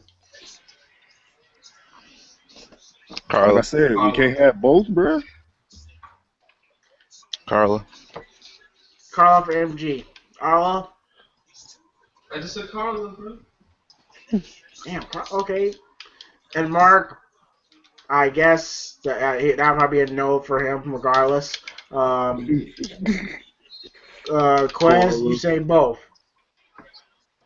Carl, if I had to pick. Damn, no love for Neil Long. Wow. So. She don't like the brothers, man. Damn, that's I ain't gonna waste my time convincing her. Well, in that case, I don't think Halle Berry does too. We know she don't. So. Oh yeah, bro. We gotta stop treating our sisters wrong, man. But You gotta stop treating us wrong, nigga. Yo, MG. James looked like that type of dude to be on the video that Bruce played yesterday. The what? Apologize to women. Oh my god. Come on, man. Stop it. Stop it. This nigga James gonna turn to Steve Harvey, say all black men are at fault and how we need to respect women and shit. He's like, on behalf of the men race, we apologize to you women. Hey, man. Hey, listen to Tupac. Keep your head up, okay? Respect all women. We got a game from a woman and everything. So, hey, so. But I remember this Birdman lyric. I'm old school and I smack a bitch. So what? This man, they go from Tupac to Birdman. I'm crying. You don't believe me? Look that shit up. Birdman actually said that. Yeah, I know. I know. I heard the record too. Oh, wow. So, okay, so for the next scene, we hear, Craig's father, his stomach is killing him, ate too much hot sauce and everything, but he's stuck in traffic, he can't, like help me, please, help me, please, like, classic John Witherspoon, like, let me over, you let me over, like, somebody help me, please,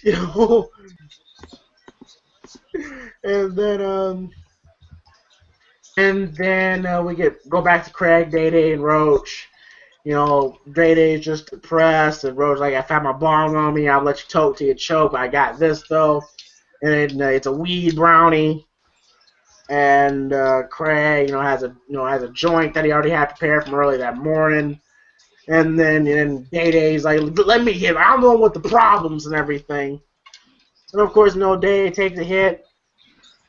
And then Roach comes up with the idea that, okay, none of the windows work in this building, so I'm going to use this vacuum cleaner, this vacuum hose, and it'll just blow into that and everything. Craig's like, that ain't going to work. Yeah, it will. And then fucking, like, it works for like a second. And then, like, the fucking vacuum cleaner, like, gets Day-Day's lips and shit.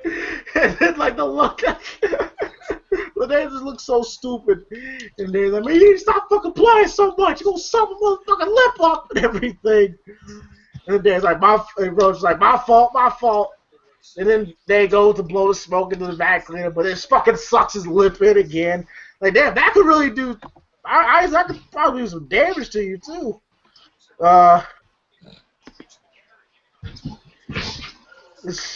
And then all of a sudden, and you see this pink limousine, just flying from around the corner. And we meet Pinky, played by Clifton Powell. Now, Clifton Powell, I'm pretty sure, Quez, Mark, MG, we've all seen him in a black movie, once in our lives. He was in Dead Presidents, he was in Bones, he was in a lot of movies. He's actually a pretty damn good actor, too. I'll give him that. And then, he's coming out, with a Jerry curl looking like a straight up pimp. And then, he's telling his limo driver, like, listen, okay, you're hitting the corner too goddamn fast. You need to slow this motherfucker down. I almost spilled my yak on this $200 suit, nigga. Come on, baby, get it together. And the limo driver doesn't say anything, but then he sees Pinky walk away, and he goes, yeah, whatever, motherfucker. And then he drinks his yak that he gave him. I don't know why that really made me laugh. And then Pinky can't get inside the stove. And then, of course, of course, Roach, Craig, and Day are high. Fucking Roach trying to stand on his head, but he falls over. And then, basically Craig and Day bullshit basically, and then Craig wants to go to needs to go to the bathroom. So Craig's on the way to the bathroom, and then Pinky has a gun to Craig's head. I'm like, oh shit. He said, like, don't move, I'll blow your head smooth the hell off and everything. And then while this is happening, you see Day and Roach talking, like, saying, said, what did he say? Said Craig went to go, Craig went to go take a doo-doo. You ain't never seen him get nothing. Try, like, he don't try to make it fresh in there. And then, of course, Pinky had the gun to Craig's head, saying, like, little motherfucker gonna try to rob me. I'm gonna show you how we do it at Pinky's, nigga. And then Craig's trying to say, I ain't trying to rob, but then Pinky goes, shut up, before I bust a cap in your ass. Now, what you doing with Day and Roach? And then Craig tries to say, Day is mine, and Pinky goes, shut up! Okay? Then, now, who sent you, nigga? And then Craig tries to say, nobody sent me. They go, say another motherfucking word, and this shit is over. Like, he's asking Craig questions, but then he won't allow Craig to answer. Like, what the fuck? And then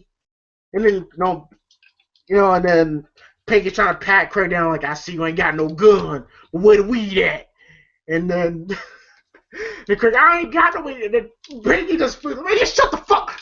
Oh, like, no, like say something else. Like, say something else, Like, the way Clifton Powell executes this scene was just priceless. Like, you can really tell he's into this role, which is fucking hilarious. So he's gonna tie Craig up, but then Pinky falls and slips, drops the gun, and then Craig and Pinky are having a fight, trying to get to the gun first. And while this is going on, you hear Day telling a story about how Craig, poops often, saying like he'd been doo-dooing for a long time. Like, when he was a kid, he doo-dooed in church, and everybody had to leave. The pastor was the only one that could stay and do the blessings of God and everything. And then saying that we were swimming, like Craig doo-dooed in the swimming pool. Like, we were swimming, and when we were little, and then, like, I was swimming, I thought it was like a chocolate payday. It was going to, and it kind of hit me in the face, And then, throughout this whole time, Craig and Pinky are just, they're fighting over the gun. And then, and he's like saying he has to find a way to pay for this. Have to find a way to pay for the, pay for that $3,900 and everything. And Roach suggests, sell your car. And then Dave's like, well, sell your mama car. I ain't gonna sell my car. Don't be saying anything like that and everything. And then, he said, hey, let's go clean up before, Pete get back. And Craig, throughout the melee, Craig goes and, he gets the gun. And then he's like, come on, young blood, don't kill me. And then Craig's like, shut up. Now, I've been trying to tell your ass that Daddy ain't my cousin. He in the back. And then Pinky, like, pleading for us, like, whatever you say, baby. I swear to God, man, the combination, the save is 34, 46, like 17, man. Just take it all, baby. Take it all. Just don't kill him, man. I got kids. I got a motherfucking girlfriend. I got a wife on the side. Like, I got a girlfriend with a wife on the side. What? And of course, Day and Roach, they come in, and then, and then fucking Pinky with eyes watering, saying like Day, is this your cousin? And then Day says, yeah, that's my cousin. Good, you fired then. It's like, fired. And then he said, Roach, you fired too. Like, well, why you gotta fire me for, Pinky? Like, shut up. You better keep your goddamn mouth shut. They go run to the back and say, Bobby Womack looking motherfucker. He's like, oh, I heard that. Say it again. He said Bobby Womack. And then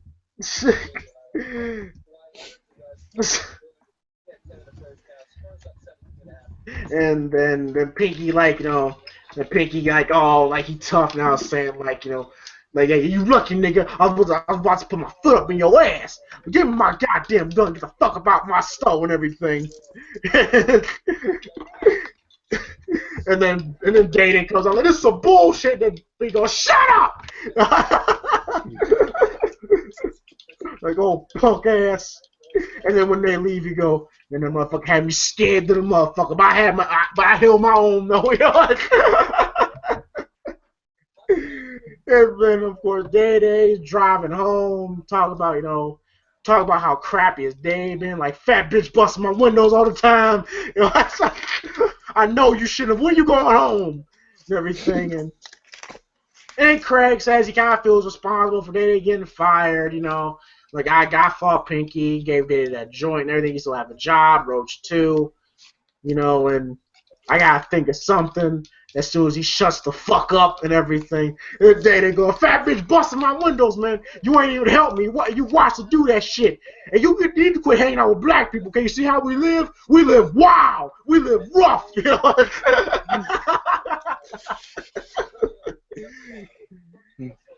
And then Craig, Day and Roach, they park the car to go inside the house. Roach closes the door, and then fucking Day-Day's windshield just caves in. And I'm like, can this day get any worse for Day-Day? Holy shit.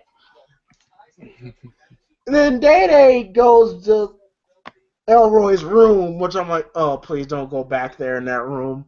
And then fucking Uncle Elroy has like a mask on, and you see like Sugar like all chained up and shit. I'm like, God damn it, like Uncle Elroy, they something else, man. And they going, damn, I didn't know you had titties, and then fuck Uncle Elroy has like a ball in his mouth, like a gag ball in his mouth, and then he's talking but in subtitles like, what is it? And it's like, I got it came in the mail today, and Uncle Elroy saying, like auction tomorrow, and I got 5 today too. What? You got 5? Then it goes to hug his dad, but then Uncle proceeds to whip the shit out of Day. Like he's putting like lubricant, spraying lubricant on Day, whipping him with the belt and shit. I'm like, God damn, That's so. While this happening, we see John Witherspoon still stuck in traffic. Like Mr. White Man, like Mr. White Man, I gotta help myself. Let me over, please. Let me over. Like, I gotta help myself. I got a burn in my stomach. Oh, my stomach hurt. Oh, my stomach hurt, man. And then of course, Craig talking Craig, Day and Roach trying to think about thinking about like what to do now that they lost their job. And then Roach rides on a skateboard, falls off, goes in the middle of the street. And then we see the Joker's brothers with their Cadillac run over the skateboard. And then Joker went with his fucking hat over his eyes, like going like what the fuck you looking at, SA? And then they go, like, nothing. And they just looks at the ground and shit, And then Roach is upset, like, you broke my board. And then, like, Roach, well, it shouldn't have been in the street. Take me to Judge Judy then, puto. And then Roach is like, who the fuck are those dudes? And they is like, let it go, man. Trust me, just let it go. And then Craig spots that Joker has a pump, and then he's like he's acting funny, man. Like you see that? And they go, man, I ain't see nothing. It's like, there's gotta be something in that pump. Yeah, air. It's like, and then fucking Joker tries to go greet Chico. Then Chico's like humping his leg and shit. And then It's saying like, it could be any damn thing in that pump, and then Craig he wants to take a look at that pump.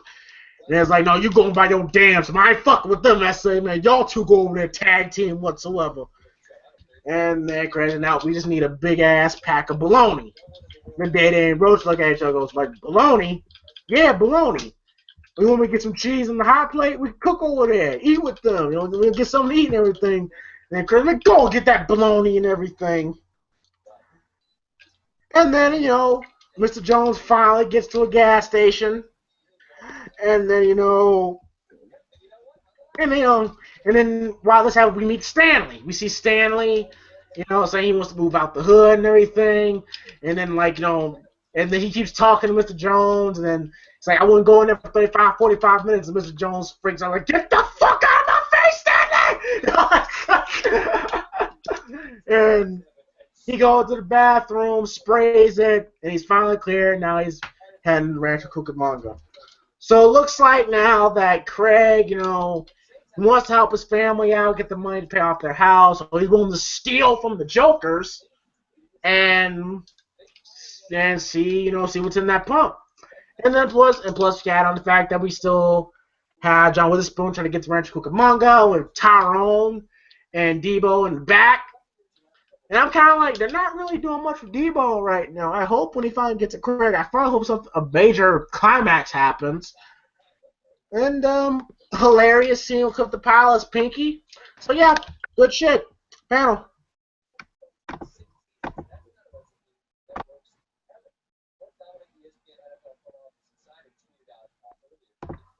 Arlo, Mark, Arlo, Quaz, MG. Yeah, it was. Give me a minute.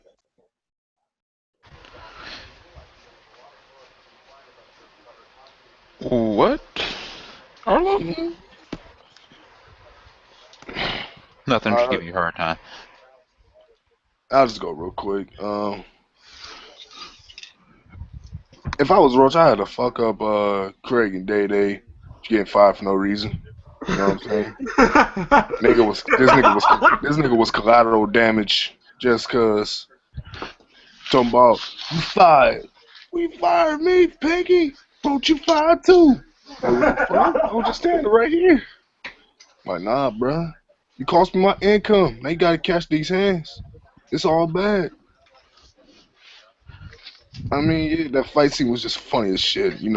Pinky, fake ass tough nigga. I mean, this nigga wearing pink first of all, so ain't much being hard you could do. So I mean, shit. This nigga pistol look gay. It did. It did. It had glitter on it. Shit was all bad, bro. Mike Evans had like man, see, we look raw. We look raw. Considering the fact that you planned it out in the suburbs and shit. While Craig real life came from Watts and everything. Bruh, you better relax. This shit ain't what you accustomed to. Shit. What was that? Bruh. This was kind of like the dive part. Like, after the fight scene, this was kind of like the little dive part a little bit in the movie. Like, it wasn't bad, but it was just like, it got a little dry. That was just me, though. But, yeah. Still overall good segment, part of it. But when the next segment it's going to pick back up.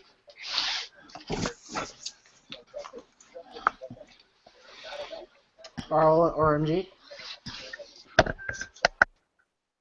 My bad, bro. I'm like not paying attention right now. I'm sorry. Yeah, the Mr. Pinky fight, that was really funny. Yeah, that fight was funny, and then I was thinking before they stole the money from the Jokers, I thought they were gonna steal the money from him because he gave him the safety pin and stuff. But yeah, good it was point. funny. You good, MG? Huh? You good? No, I'm setting up. I gotta record a video for the website real quick. Okay. Quez, Arlo, how'd you guys feel? How'd you guys like how they were utilizing Debo so far? I mean, I thought it made sense, like last week said, like this dude was just locked up, and he was coming up with these wacky scenes, just to have everything fall into place later on in the movie where him and Craig finally meet up again to fight, and it's just like just careful strategic planning and execution they use, with the setup. And wait, who am I fucking kidding? These niggas just set some shit up and then everything was going wrong for them. Like they expect like 16 detours. They thought they was never gonna get there. They just ended up getting there by luck. They caught a dog truck. It smelled like dog in there. This nigga Tyrone couldn't even raise his hand. He really got to talk about raise your hand. Kept smacking the shit out of his hand. Like you really can't come into grips with that. But it was pretty entertaining, and like I said, it made sense and it flowed well going on into the movie and the scenes that came up. So I don't have a problem with the way they were booked here.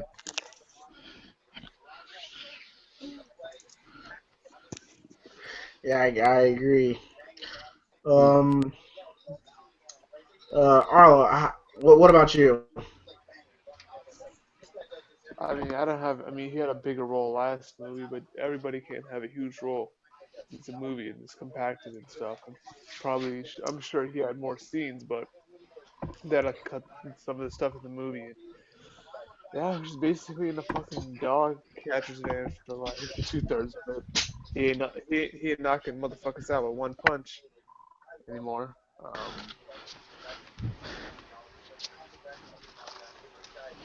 Yeah. I'll be back in like 10 minutes, fellas. Word. All right. So then we get to it. It's nighttime, and we see Craig Diddy and Roach about to sneak into the Joker house. And it's kind of funny how they're like, they hide behind Day-Day's car. Then they run into the middle of the street. And then Day-Day, who's paranoid, goes, there's Joker! Oh, goddamn, it's Joker!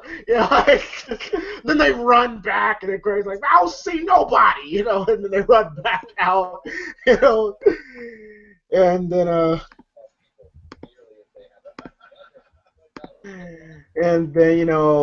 then we see, Jokers, they partying with some fine-ass chicks, and they brought the party with them and everything.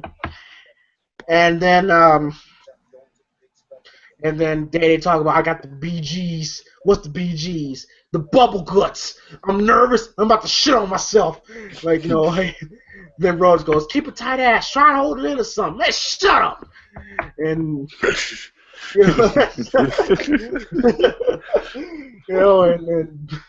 and Craig said, that's just butterflies, man. That just sounds like butterflies to me. Butterfly your ass. I'm about to go home and everything. And Craig's like, hey, if you don't go and do this, you ain't gonna have no home to go to. Now, all we gotta do is see find out where the little one put that pump, take it, and see what's in it. Everything, and then of course, Carla wants to try to talk to Baby Joker, saying she wants to go see Mommy. And then she's like, I'm a little preoccupied right now because he's like trying to take the girl's bra off. He's kind of struggling.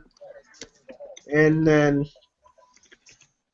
I'm kind of really wasn't into Carla Joker thing. I'm like, yeah, let's just get back to Day-Day and Craig and Roach at this point. And then of course, Craig comes with the plan like Roach, take that baloney, keep that, and keep that dog, Chico out of your sight and everything. And everything. So Roach goes to Chico. And then I like how, the two Jokers, they went to go count the money, and then the Joker's like, what's that on my leg? And then, like, what is that, dog? Forget it, I think it's yogurt or something. Like, the fucking dog, like, the dog came on the pants. God, wow. So, Bruh. This nigga lost wow, the yogurt. bro. I think it's yogurt or something.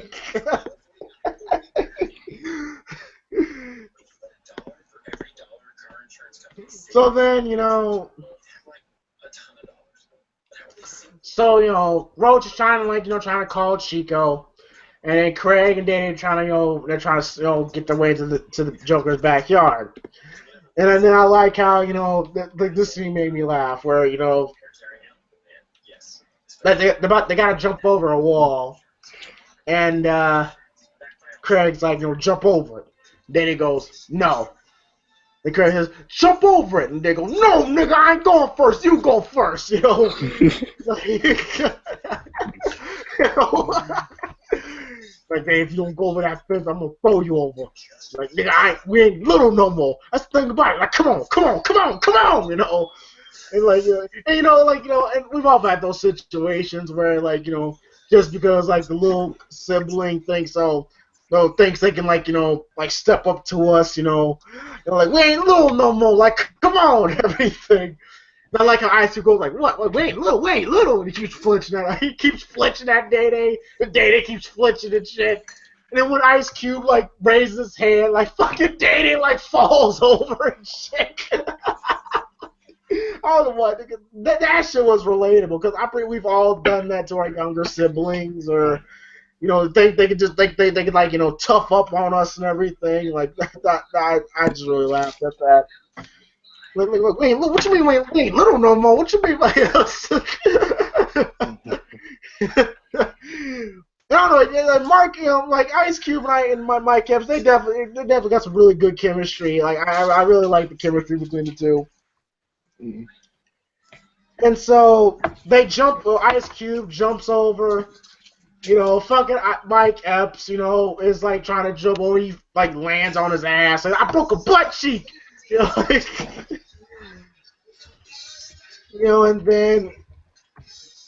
then they look inside the window and they, and then Chico finds Roach. Chico's going crazy and everything. And then Baby Joker says, hey, that's Chico. What's wrong with him? And then Little Joker, who basically just got fucked, fucked by Chico, goes like, I don't know. That dog got issues. And the Baby Joker like, yo man, what you doing to my dog, fool? And Joe goes, nothing. Just keep counting money, Holmes.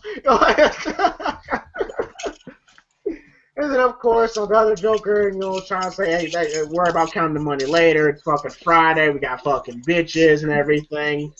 And then Joker says, probably one of the best lines in the movies. He's like, wait.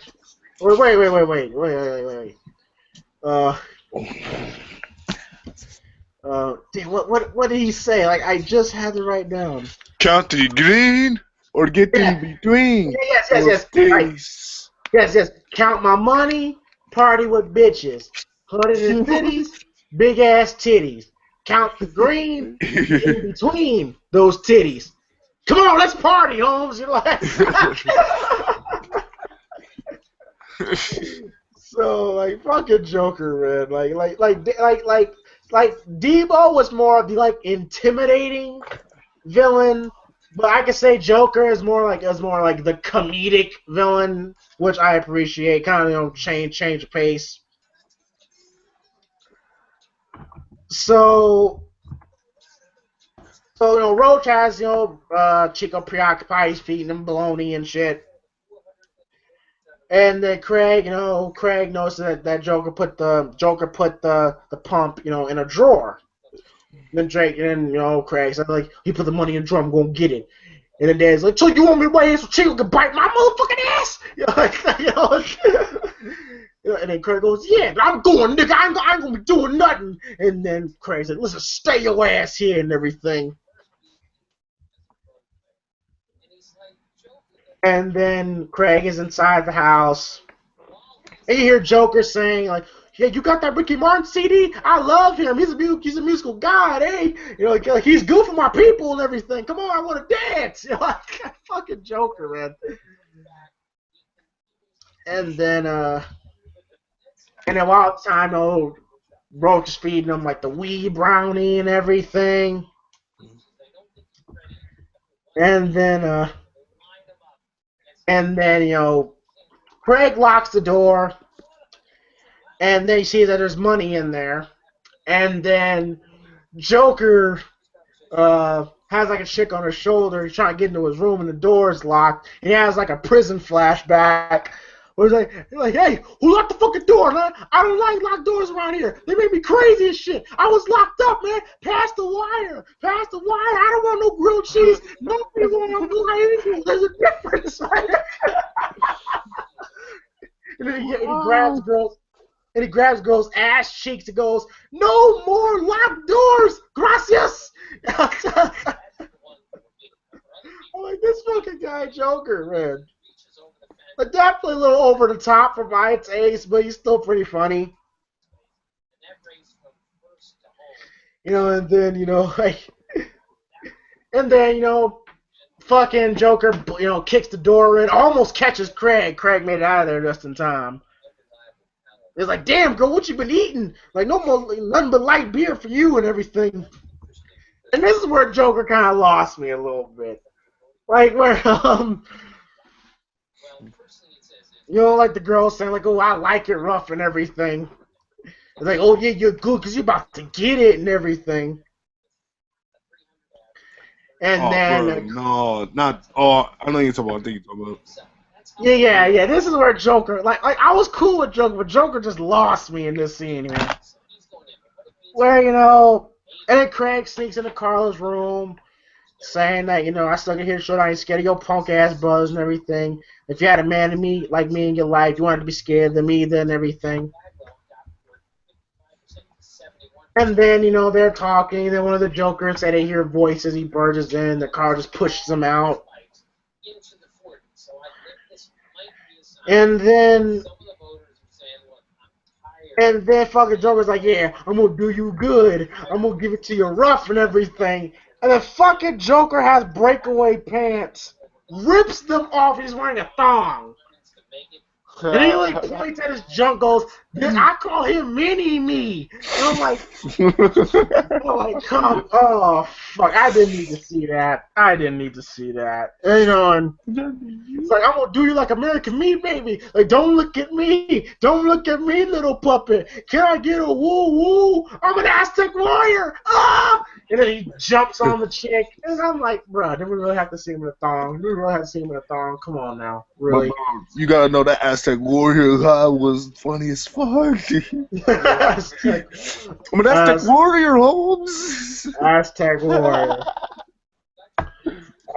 warrior, wow. So, and then Day, who's still stuck outside, and then, Joker closes the window, like, who opened the window, eh? And then closes the window, and then Day-Day's scared as shit, so he's like, so he jumps back over the wall, and he falls over, like, I'm a player, like,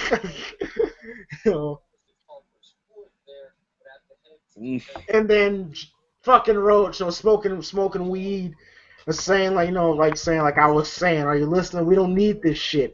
A guy like me and a dog like you, we ought to be in Maui, riding jet skis to fat fucks with flower shirts. That'd be the good life.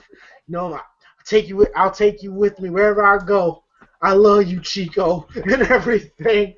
He's like blowing smoke in Chico's face, and Chico's like all laid down, like he high as shit. I don't know why, seeing animals high is always funny to me. I don't know why. And then of course Craig, Day and Roach have to figure out a way to get Craig out the house. And then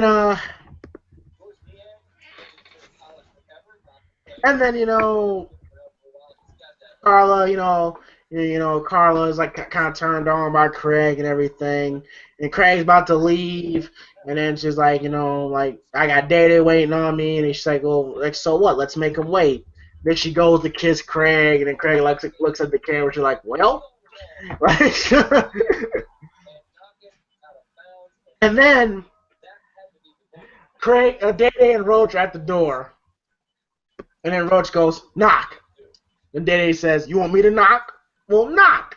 And then Day proceeds to get the most lightest knock you could ever do.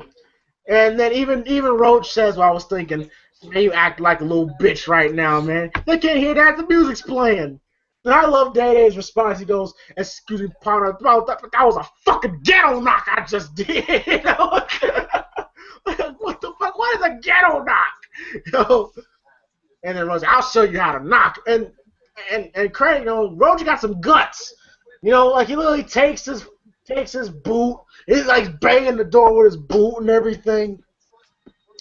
The fucking Joker coming out with his thong has boxing gloves on. Like, what the fuck is that noise, eh? I'm like, oh, man, okay. Like, I was kind of cool with Joker, but he's really starting to lose it with me now. Really starting to lose it. It's like, but then, like, you know, he kind of made up for it a little bit. He came out with a shit with an AK-47 and shit. And then I'm like, okay, no, that's more like it. Like, this shit's ruining my flow. Like, hey, little boys, you hear that shit? And then the daddy's grabbing. I was like, what motherfucker, will you stop it? We the police are now. And the Joker Brothers coming out, you know, guns pointing at Day and Roach. Like, what the fuck you want? And I love Day's response. He goes, oh, we just came to borrow some sugar. Crying. You know, like. And I love Joker's response. Like, he says this in like an Arab accent, which fucking killed me. Like, does it look like a 7-Eleven to you? Do I look like I got a red dot on my forehead? Do you see ATM on the corner that doesn't work? Do you? No. So fuck you, my friend. With Joker tonight. Like, this motherfucker. Wow. He says, like, you know, like Joker, like, fuck you, Day. You too, Slim Shady. He kicked that at the Roach. Like, he called him Slim Shady. And then Day was like, okay, no problem, we gone. And then, you know, Roach is like, wait a minute, no. You ran over my skateboard. I don't appreciate that, all right? And then Joker is like, this motherfucker. And then they both grab Day and Roach. And now they're basically got Day and Roach kidnapped. So, fellas, right now we're at the third act of the film here. And still some pretty entertaining stuff. Arlo and Quez? Yeah, basically this was just this scene where we're trying to get the money and stuff. I think it was a little bit too much Mike Epps, like quivering and all that kind of stuff. I mean, it was good for a little bit. Now we're just going too far with it. It's just too much. I didn't like that. I mean, that's why he's really relegated to like parts in movies. He's never a lead anymore for a good reason. But yeah, it was still fine. But then him doing a little bit too much is fine. And then the dog getting high was pretty funny. And yeah, Joker was really funny though. But yeah, it was a little off, but it was still good. Yeah, I'm with you, James. This dude Joker was on and off with me, bro. Like, you got them one-liners like the "No more locked doors" and Aztec Warrior. That was the shit. But then you pull out your Harlem Globetrotter pants and then you wearing the thong and shit. Like, I can't rock with that. That was like easily my worst part of the whole movie. Like, they could have really do. I mean, I don't know.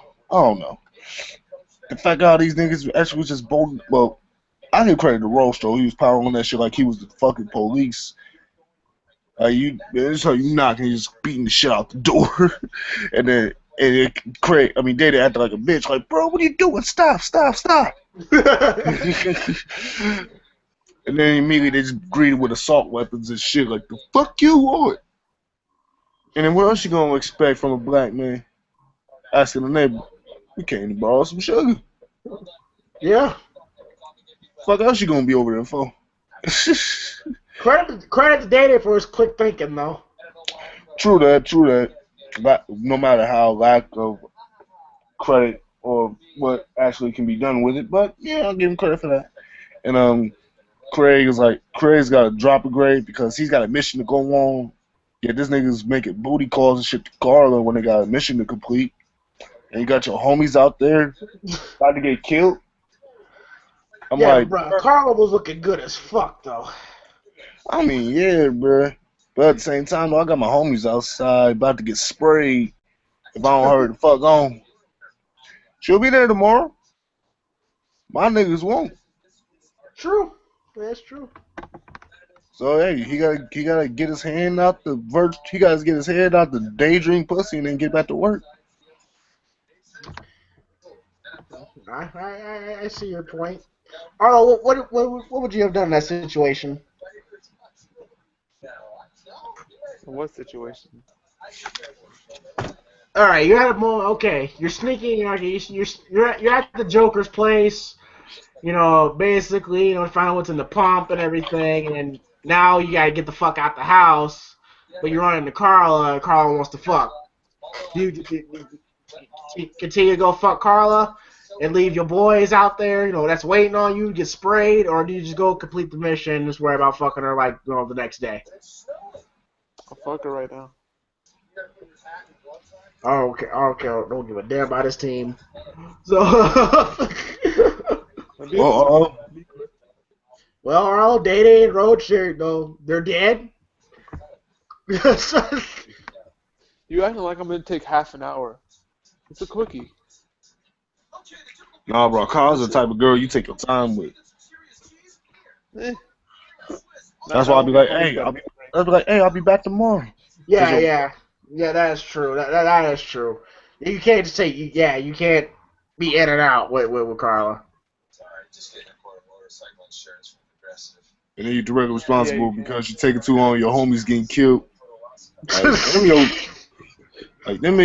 them was your niggas since first grade, and then they get killed over some booty. It could have been the same booty you could have had tomorrow, the next day.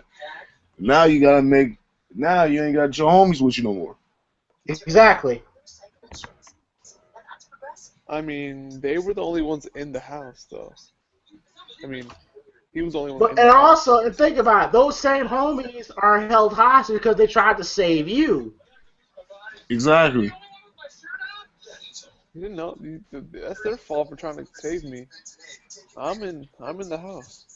Bro, come on, Arlo. That's fuck. Arlo's not a team player. Arlo's not a team player at all. You don't give a fuck about this team. I see MG still is back. MG, you good?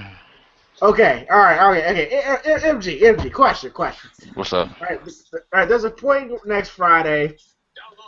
Craig has to get into the house, see what's in the pump, and then get the fuck back out the house with Day and Roach outside waiting on him. Right. Yes, there's a moment that you're running to Carla. Now, Craig, his intention is okay, saying like I ain't scared of your brothers whatsoever. You don't need to be in this situation, but I gotta leave. My cousin Day waiting on me. But Carla, who wants to fuck, saying like so what? Let's make him wait. Now, MG, do you go and fuck Carla, or do you listen, like my dude is outside, they're waiting on me. Like I'll come over like tomorrow, something like that. What do you do in that situation? Bro, you gotta leave, bro. You gotta leave? Yeah, okay. Here's the thing. Number one, bros over hoes. That's number one. Number two, you in the house with the brothers in the house. Logically speaking, you do not want to be caught fucking a sister while they're there. You're a dead man. Right? Right. So your best bet is to say, "No, come over to the crib later," we can get down there. My homies is waiting. Let me drop the homies off at the crib or something, or let me give my homies the little swim move real quick, and then we can link up. You know what I'm saying? Like you don't leave the homies hanging in that, especially in that situation. And with the brothers being in the house, you don't go fuck the sister. All That's right, a death so warrant. okay, so you could say okay, so we can assume Craig fucked her. So you say that was a mistake by Craig. Yeah, bro, you can't leave your homies waiting, bro. Like not like that. Not in the situation they was in. It'd be one thing if like your homies knew she was there and they knew you was going over there to get it cracking with her or some shit like that. But Mm-hmm. like they trying to get this money, nigga. They trying to look out for you, Mm. and you see the bullshit they got into because of it. This nigga Craig could have been in and out, fam. This man Arlo's going to get this man Arlo gonna get everybody killed. That's the case. He better get his cousin killed. I mean, you probably don't care. You definitely don't care as much about little homie from the shop and shit. Cause I mean, you really don't know that nigga. You just met this nigga like within the last couple days. Like you really don't give a fuck about him. But your cousin though, you gonna leave him hang? You gonna let this nigga get killed, bruh? So Arlo, let me re-ask you the question. What do you do in that situation? I'll be quick and quiet. I'm on roll. It ain't about being quick and quiet. It's about making sure you got an escape route, bruh. Which your escape route gonna be? Jump out the window. Jump out the window. This man. Okay, you know how long it's gonna take to get out that fucking window? 10 seconds. You willing to die over some pussy, bruh? I understand it's Carla. I You know understand it's pussy Carla. worth dying over, my bruh. So you want to die? That's what he's saying. And you talking about your blood family out there. You ain't talking about a homie, bro. You talking about your blood family, bruh. Your first cousin.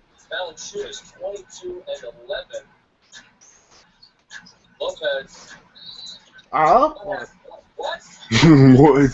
Man, Arlo gonna take the pussy, bruh. I don't give a fuck. Wow. Like ain't gonna be there tomorrow night.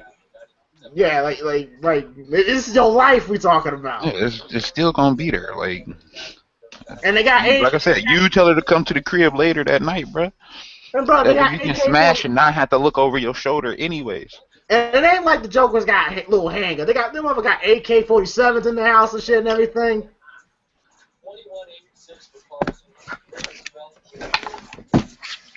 Okay.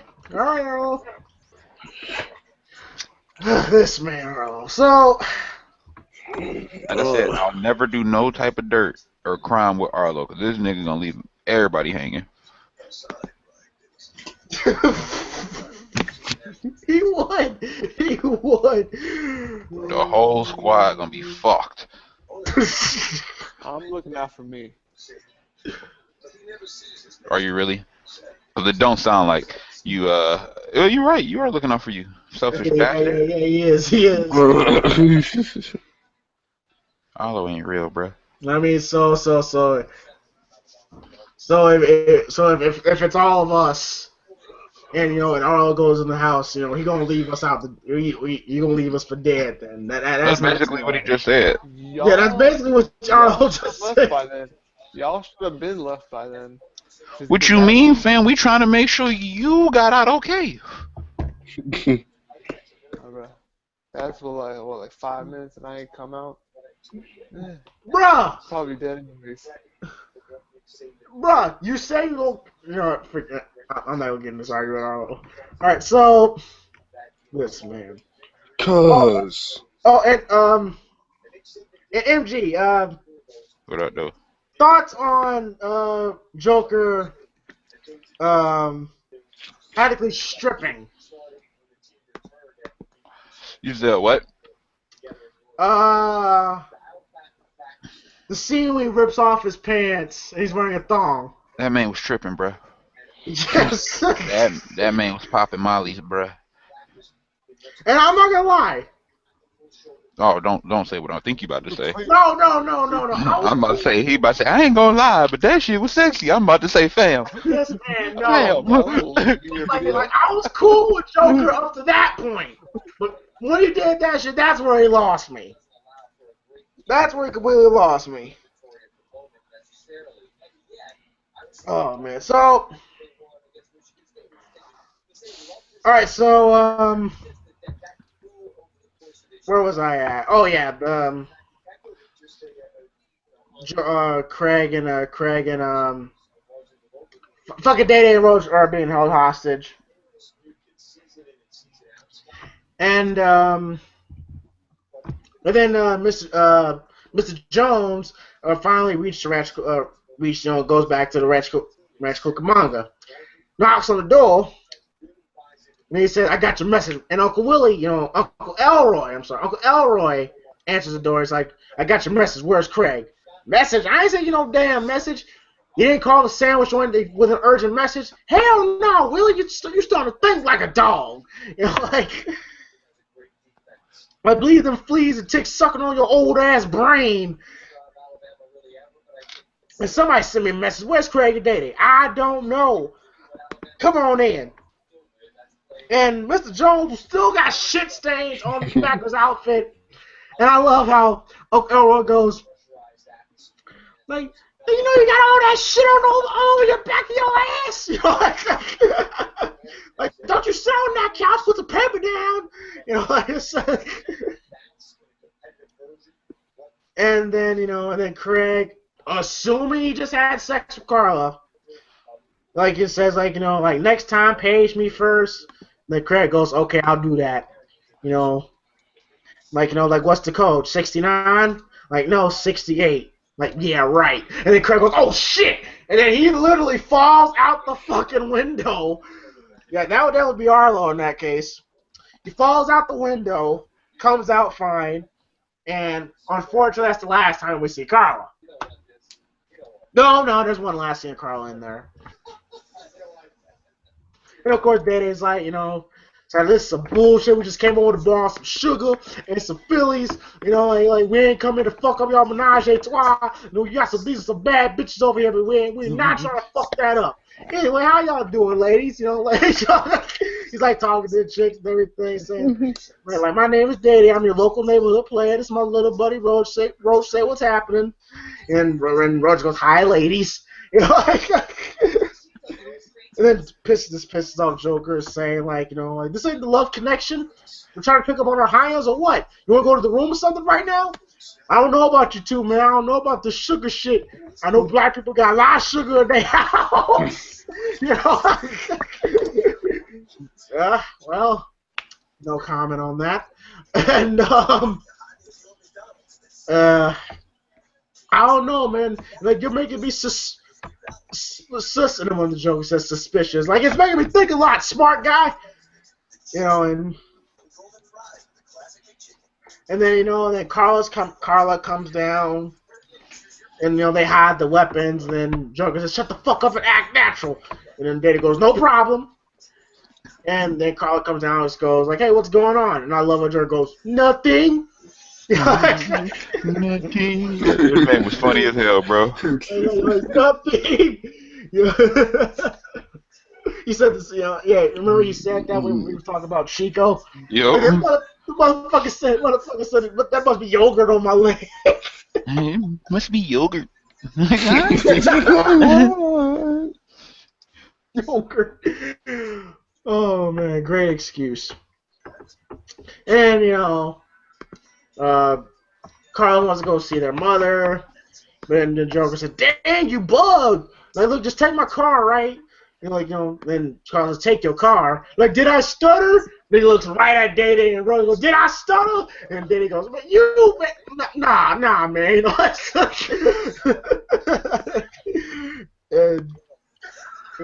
"Shut up, stupid. Give me the keys." "I'm not stupid. You're stupid. Don't call me stupid. I'm sensitive." Bruh. And then she gives her the keys, saying like chicken head, stupid ass. And then tell Mama we miss her cooking. Then Joker goes, like if everything's cool, we'll let you bounce too, all right? And then Daddy goes, all right, cool, that's the deal. That's what I'm talking about. So Craig runs back to the house, and then John Witherspoon Uncle Elroy going like, Craig, where the hell you been? And then John Witherspoon, no, this is my boy. I'm the one who should be yelling at him. Craig, where the hell you been?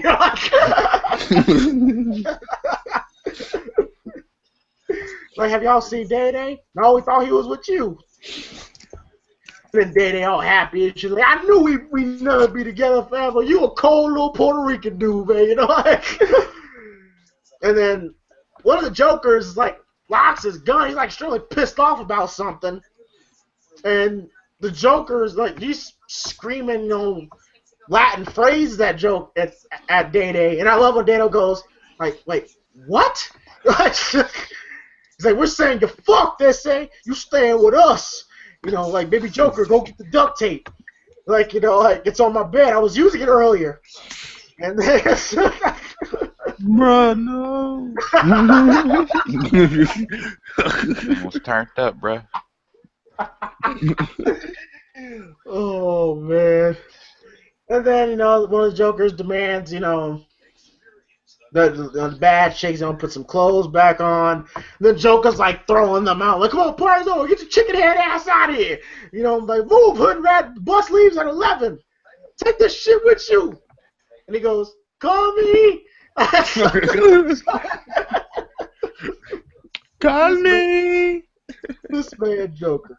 And then I love Roach. I love a Roach goes, like, why are we staying here? What do we do? Like, why does it need duct tape? Tell me what we did. He's saying, like, Joker's like, you're fucked. They say we're going to have a party. And I love when Daddy goes, what kind of party? A prison a prison party. And he fucking, and he's like, he takes the duct tape and he's like, stretching it and shit. Like, I know what the fuck to do with you. And then like, and then when Roach sees this, goes, oh shit. The Joker's like, he cute too, huh? Look like a frosted mini wheat. He said frosted mini wheat. He's like, it's gonna be crazy. You're gonna be crazy. You ain't seen my Aztec warrior. I say, the Roach is crying. He's like, I can't handle this. And they're like, you can't handle them.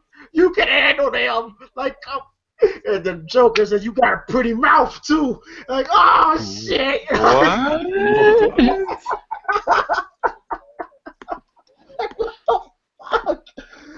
Oh my gosh. I swear, earlier in the movie, I was cool with Joker, but this nigga just took the turn for the worst ever since the party started. God damn. So, Craig,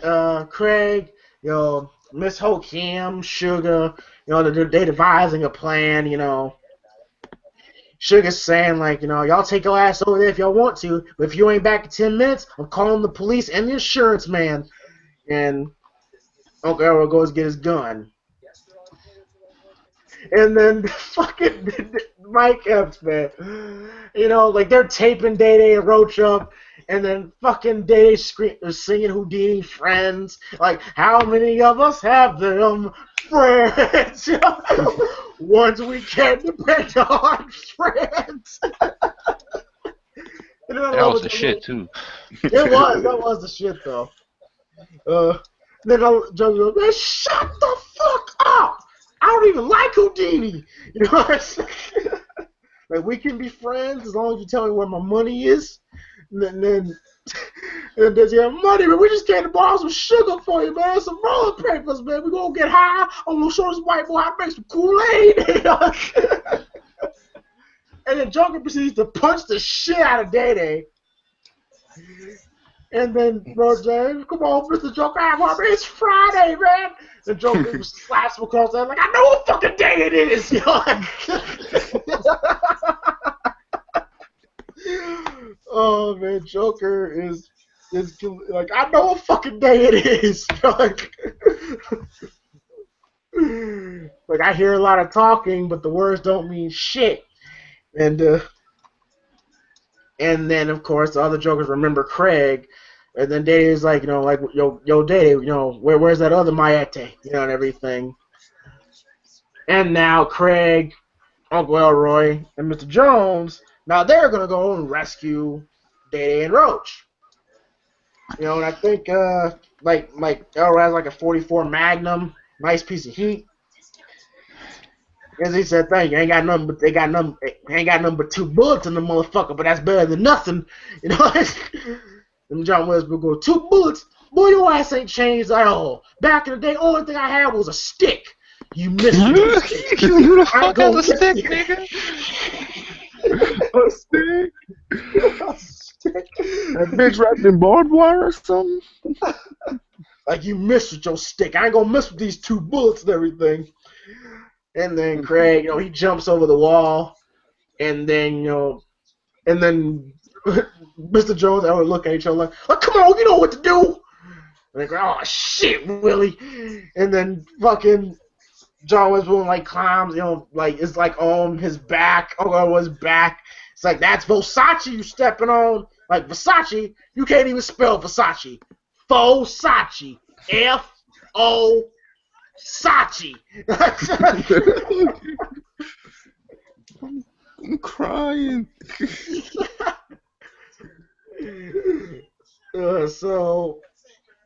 And then Uncle Elroy falls over, and then John Rivers was like, will you be quiet, Tarzan? I'm like, I don't do this shit every day, Willie. And then Day-Day's still trying to calm down Joker, saying, I'm telling you, man, you can do a lot for this community. Like, shut up! I'm sick of bullshitting with you two. And, like, tape their mouth shut. I don't want to hear grown men scream. And then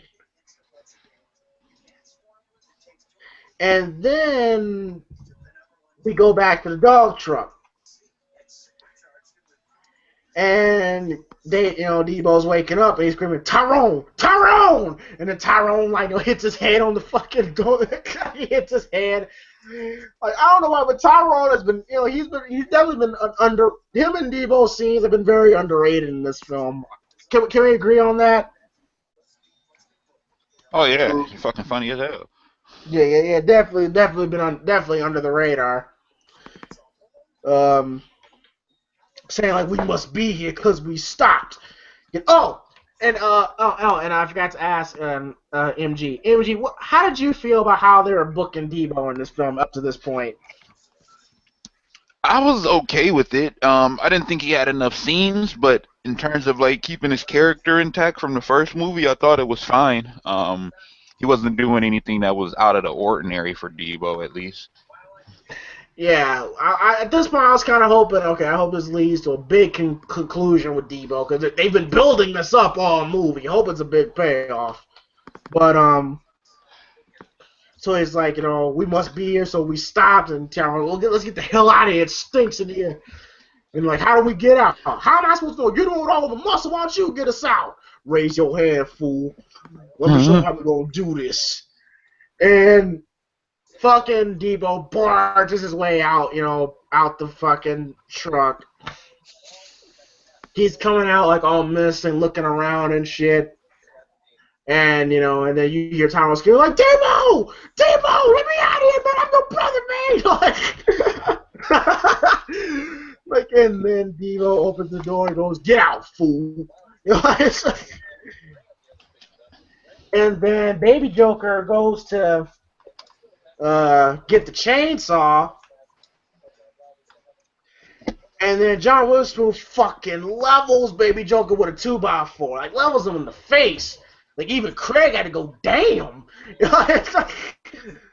And then to show a little tribute to Smokey, John Witherspoon goes like, hey, young man, you got knocked the fuck out.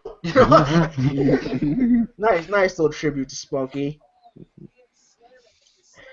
And then, Joker's still trying to intimidate Day-Day and Roach. Said, like, you ever seen Scarface fuckers and everything, and he tells the Joker to go see what's taking him so long. And then, little Joker goes check on baby Joker. And fucking Uncle Elroy comes running out like he's prime LT and shit. It's like and then he tackles the shit out of little Joker.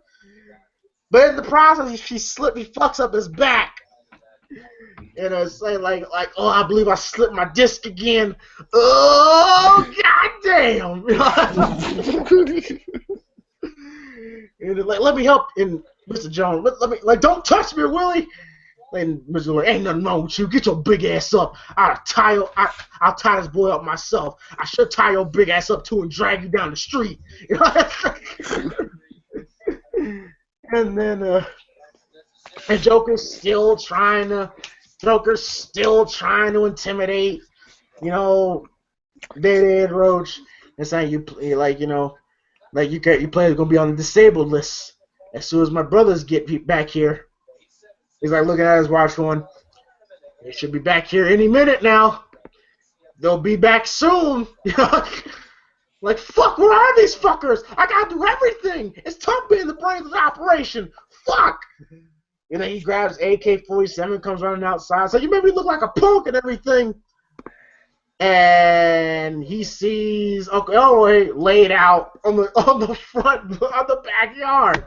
And I like how Joker goes, what the fuck? And they're like, oh, it slipped again. Like, what the hell are you doing here? And then Uncle Elroy goes, I lost something. But it looked like fool, and it looks like a it looks like a dead Mayata with a loud shirt. And, my mind, that's where I lost. Ain't this my yard? And then Craig sucker punches Joker. And in the meantime, when Joker falls down, he lands on Elroy's back. And then Craig is laying a big ass uppercut to baby Joker and shit. And then Craig trying to get on top of Joker. Joker kicks him off. He goes running at Craig. And then, Uncle Elroy finds a knife. And then Joker, shoulder tackles Craig, into the bush, saying, ding, ding, school's in, bitch! And then, fucking Craig, hits him with a plant. And then Uncle Elroy finds Day-Day and Roach, cuts them free, saying, I'll kick your ass and get me in this mess, throwing my back out again. And then Day was like, Daddy, it ain't my fault, I'm not bullshitting. I was hanging out with this white boy and he got me in all kinds of shit. And then Uncle Elroy just tapes his mouth closed. And then Joker was holding his own against Craig. He tackles Craig into the doghouse, crashing into it. And then Day-Day Roach tries to go help, and then Joker has his gun, goes, say hello to my little friend. And then fucking Debo appears out of nowhere, right behind Joker, hits him. And then here comes Tyrone going, yes, I will blast this fool. Give me that gun. Here you go, Debo. And then Debo grabs the gun give me that gun, fool. You remember me, punk? And I'm like, okay, so about to get Debo and Craig, part 2, rematch? That's not what we got. Chico comes out of nowhere. Attacks Debo. Got him in the arm and shit. And knocks Debo and Tyrone over. And then, the police are coming in. And then, the fucking Joker's looking at Tyrone and Debo's heads like milk duds, two giant milk duds. And then they go to arrest, uh, Joker's, Debo, and Tyrone. Now, I'm saying, that's it? That's all you're going to do with Debo? Basically look like a bitch, basically? I did not like that. I mean, you built this up, Debo trying to get Craig. When that moment happens, there's no payoff to it. Chico the fucking dog stopped Debo. Which I'm like, I wasn't down with that. I thought they could have done a lot more with Debo. And, Told you Chico was the star. I guess so. So then, of course, Mike Epps on stream like, y'all can't fuck with the police. Y'all can't fuck with the police. And then Craig goes back in the house to get the pump that's full of money. And then Uncle Elroy and Mr. and Craig's dad, they get the hell out of there because they both got illegal cable and then they got unpaid parking tickets. And then, of course, Craig has the money in his possession. Debo, talk about, well, wait till I get out, Craig, it ain't over. And then Craig is basically laughing in Debo's face. And they got the money. Dede and his family got the money, so they should pay off the house. So, they got, mission accomplished. So, panel, thoughts on the, Joker's threatening to rape Dede and Roach, and the fight scenes, and Debo's plan falling in his face. Yeah, I really liked when the older guys, Mr. Jones and Elroy, beat the young dudes up. It's kind of hard. It's kind of funny when a old guy just knocks a guy out with a piece of 2x4. You don't see that every day. And yeah, the rape thing. Yeah, I'm not gonna talk about that. That shit's weird. And the police coming, and then they're like, "Oh yeah, just take that canister from the crime scene. Just take that." Yeah, nobody's gonna suspect anything. You're just taking something from their house. But yeah, the fight scenes were good. The other part that I'm not gonna speak of is not good. Yeah, it was enjoyable. Man, this nigga Elroy challenged in the edge and speared the fuck out of dude, man. He just came out of nowhere, too. He literally sit in a 3-point stance, channeled his inner a DeMarcus Ware shit, just rushed in and just blasted dude. And then in vintage Elroy fast shit. Oh, slip my disc again. Oh, goddamn. That's vintage Elroy, bro. Classic. You know what I mean? Yeah, the fight scenes were all fucking hilarious. I think it was a good way to close out the film. You know what I'm saying? On the way to closing it out.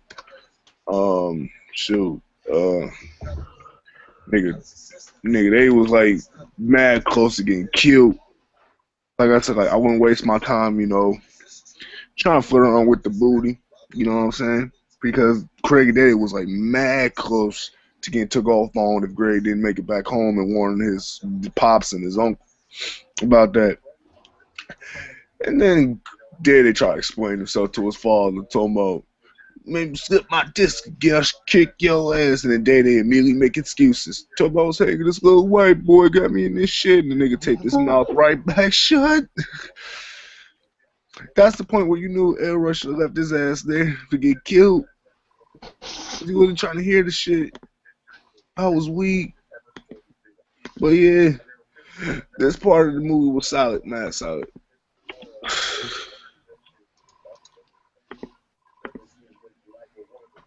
MG. Oh, yep. Yeah, the end of the movie was pretty goddamn funny. The 2x4 spot, that was a great fucking spot. Like I said a couple minutes ago, man, Chico stole the show. Anytime he was in the scene, that dog was the shit. Um, Joker basically being on his own at the end was pretty funny when he came outside by himself and he seen all the shit that was going on. Uncle Elroy throwing out his back again was pretty fucking funny. uh, he was another very underrated part, and I was talking about John Witherspoon earlier and how funny he was. Uncle Elroy, I think that he held his own as a side character to John Witherspoon in this movie as well. So I got to definitely give him credit. Um, the fight scene at the end, I mean, Debo getting taken out so easily, I agree. I kind of agree with you on that, James, especially after the first movie where the, big fight scene at the end, where it's that, back and forth struggle and Craig getting his ass kicked into the end. You kind of were hoping for another kind of epic encounter like you did in the first movie, but we didn't get that, and I think that's still something that's left. Hopefully they'll kind of give you that if they do end up finally making a next Friday movie. Hopefully you'll finally get that closure in terms of those two. But overall, I thought it had a just ending in terms of just overall with the comedy involved and and just the character chemistry on screen. So I thought it came out pretty good. Okay. Oh, there's a quick question though. Did they ever Yeah. discuss how much money was actually inside that pump? They just automatically assume it's enough to pay off the mortgage. Well, I guess it looked like. I guess it was enough to pay off the mortgage. We never got an exact number. Them niggas is just like, huh? Just count it. Yeah. So then, for the last moments of the movie, they're counting the money and everything. Miss Hakeem, stepping on Elroy's back, like, and then and of course, Roach leaves with Chico, and then they're trying to get some dap from the dap from the Miss Hakeem, saying ancient Chinese secret, and then Hakeem just blows him off, saying I'm Korean, motherfucker. Like fat ass little Chinese, they gonna take the money and don't give me no play,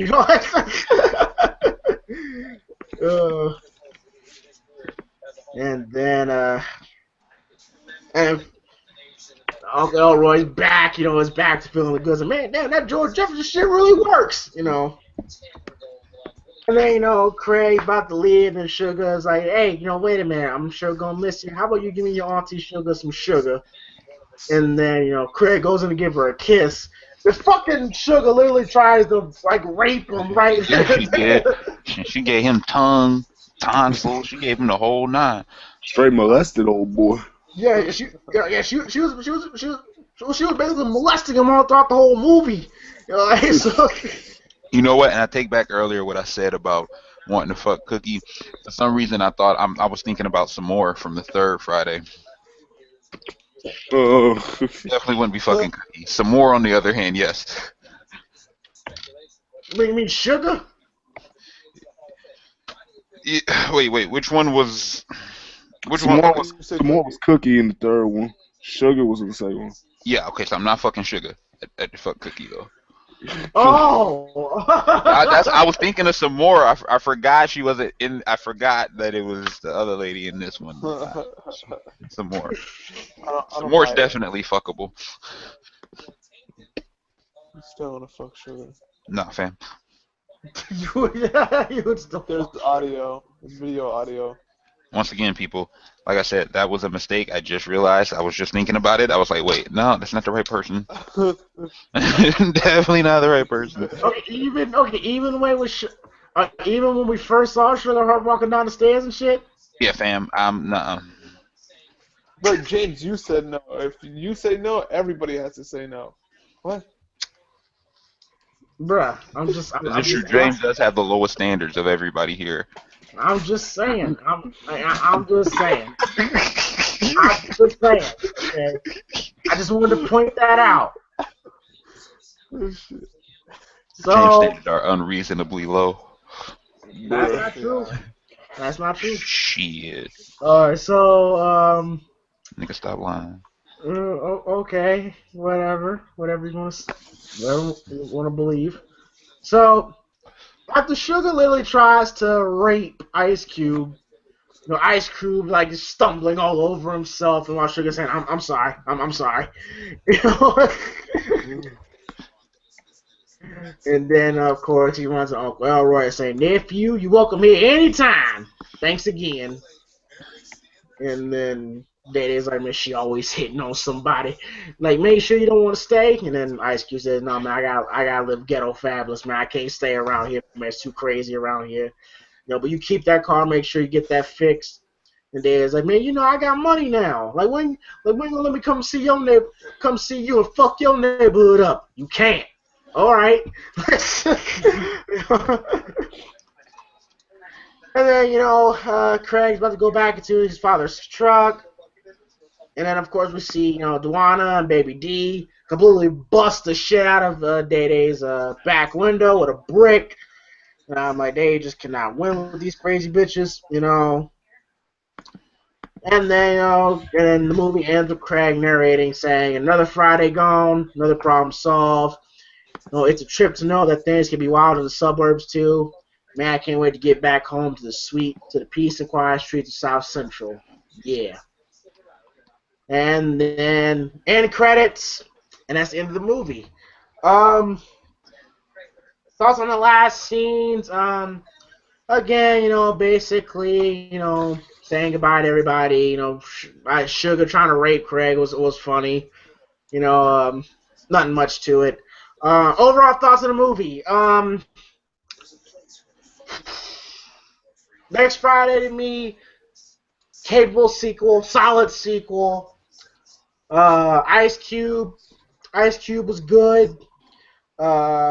Mike Epps um, definitely lived up to the pressure that he had, because he had a lot of pressure going into this, because people were like, this motherfucker will replace Chris Tucker Smokey, and he definitely held his own. Thus alongside, making Day-Day, a forever recognizable character in the Friday series. John Witherspoon, hey, John Witherspoon gonna be John Witherspoon. He's gonna give you what he can give you. Don Curry, Uncle Elroy, fucking hilarious. Every scene he's been in was gold. The Joker brothers, like they were funny, even though Joker, especially that third act, really lost me. I'm like, this motherfucker's weird, but then he still kind of made up for it in some parts. Yeah, solid sequel. Not. I don't know if I want to put this as. I don't know, because I grew up so much on the first Friday. I don't want to put next Friday above the original Friday, because Friday is such a classic. But this definitely did a good job, following up to it. Even though I'm not the biggest fan of the continuity, of it, the plot holes that was kind of there, but yeah, it was a solid sequel. So out of 10, I'll give it I give Friday I think I give Friday like a 10 out of 10. I'll give next Friday a good 8. That's a good 8. 8 out of 10. Panel thoughts on the very last scene and overall thoughts on the movie and your final rating. Yeah, the ending scenes, nothing really happened. There was some quick humor, but nothing really substantial happened.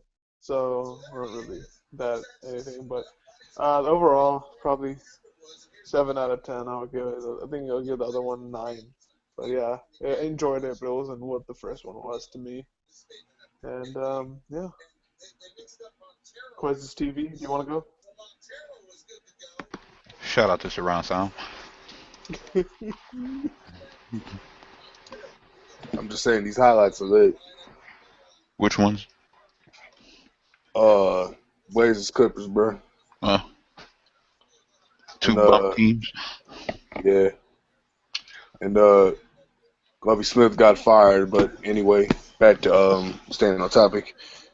Um, the last scene really did close out the movie well, and I actually enjoyed the part because I feel like the the line hits so well. Another Friday gone, another problem solved. I just feel like that just fits so well and smooth into like the whole movie. It's like they go in the movie with an unexpected problem and they work on it throughout the whole thing just to finally beat it, and then it's like another Friday done, another problem solved. It's like a cartoon or like a story, if you will.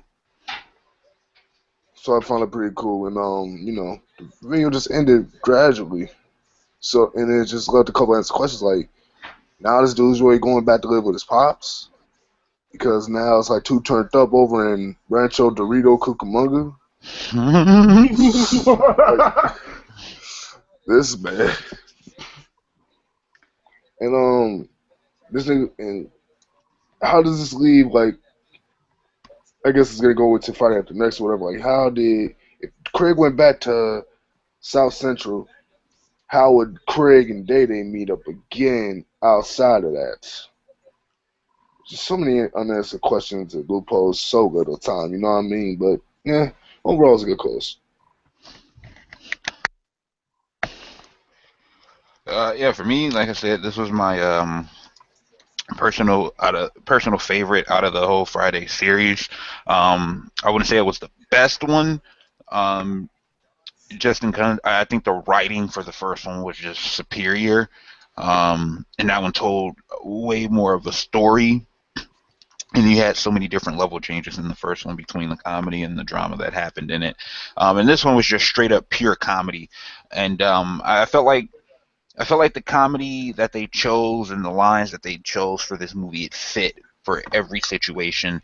The cast was great. I thought everybody did a great job in the casting. Um, the closing of the movie, like both the other guys said, man, it really wasn't much to it. It just, left you with some wanting to know what was going to happen next, basically. Which is sometimes a good thing because you want to be able to set up a sequel or get people interested in having another, another one coming out. Out of 10 rating. Out of 10, it probably. I'm a little biased towards this one, so I'd probably give it like a straight 9. The first one was a 10 out of 10. I'd give this one like a straight 9.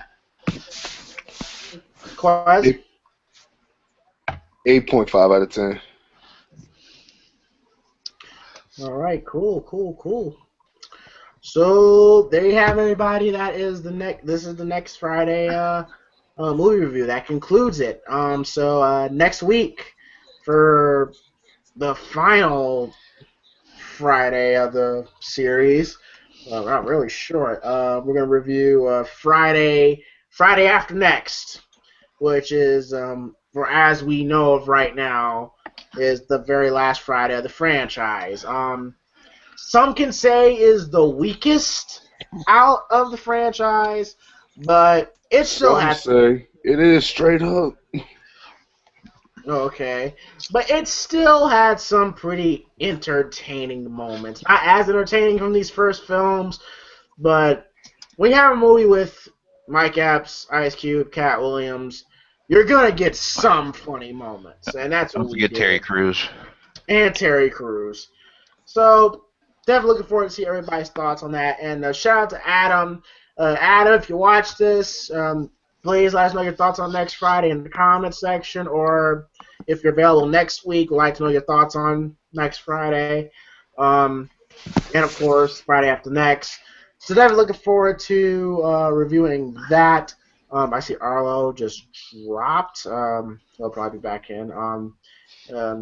MG, Quaz, go ahead and plug in your stuff. Me. You can find me on blitzsportsnetwork.com. Talking anything from wrestling to basketball to football, anime reviews. just the music at times, comics, TV, movies, whatever it is that pops into mind. So you can find me over there, but make sure you subscribe to this channel. Thank you. Appreciate it. Quaz, anything you want to plug? I have nothing to plug. Okay. Well, I just said it. Okay. Well, and Arlo, anything you want to plug in? No. All right. Well, you can find Arlo on bloodsportsnetwork.com as well.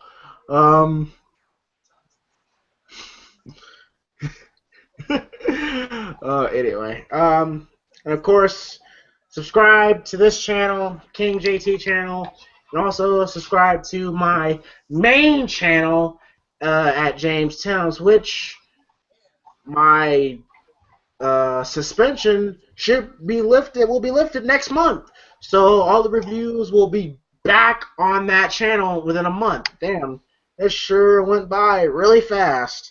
So yeah, so again, Friday after next review, and also we'll rate, our best Friday to the worst Friday, which should be easy. There's only 3 movies, thank goodness. So, yeah, of course, subscribe, support Adam, who unfortunately wasn't here with us tonight.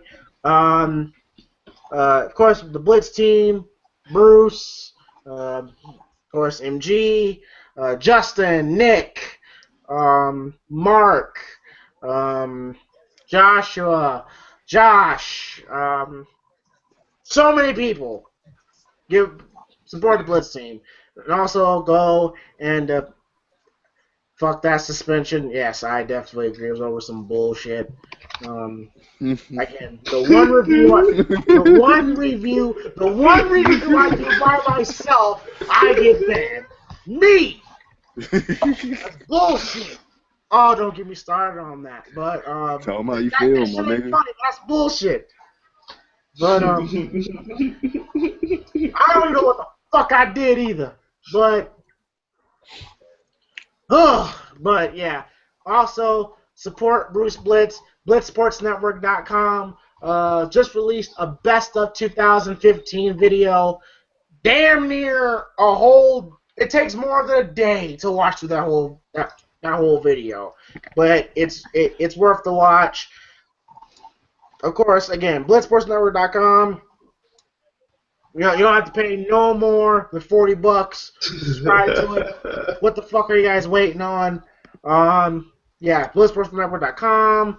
Trying to think if there's anybody else. I don't want to forget anybody. I think that is it. So that will be it. Adam. No, I gotta check this out. I gotta know what the fuck's so funny. Adam. Bro. Adam. Listen, man, Adam.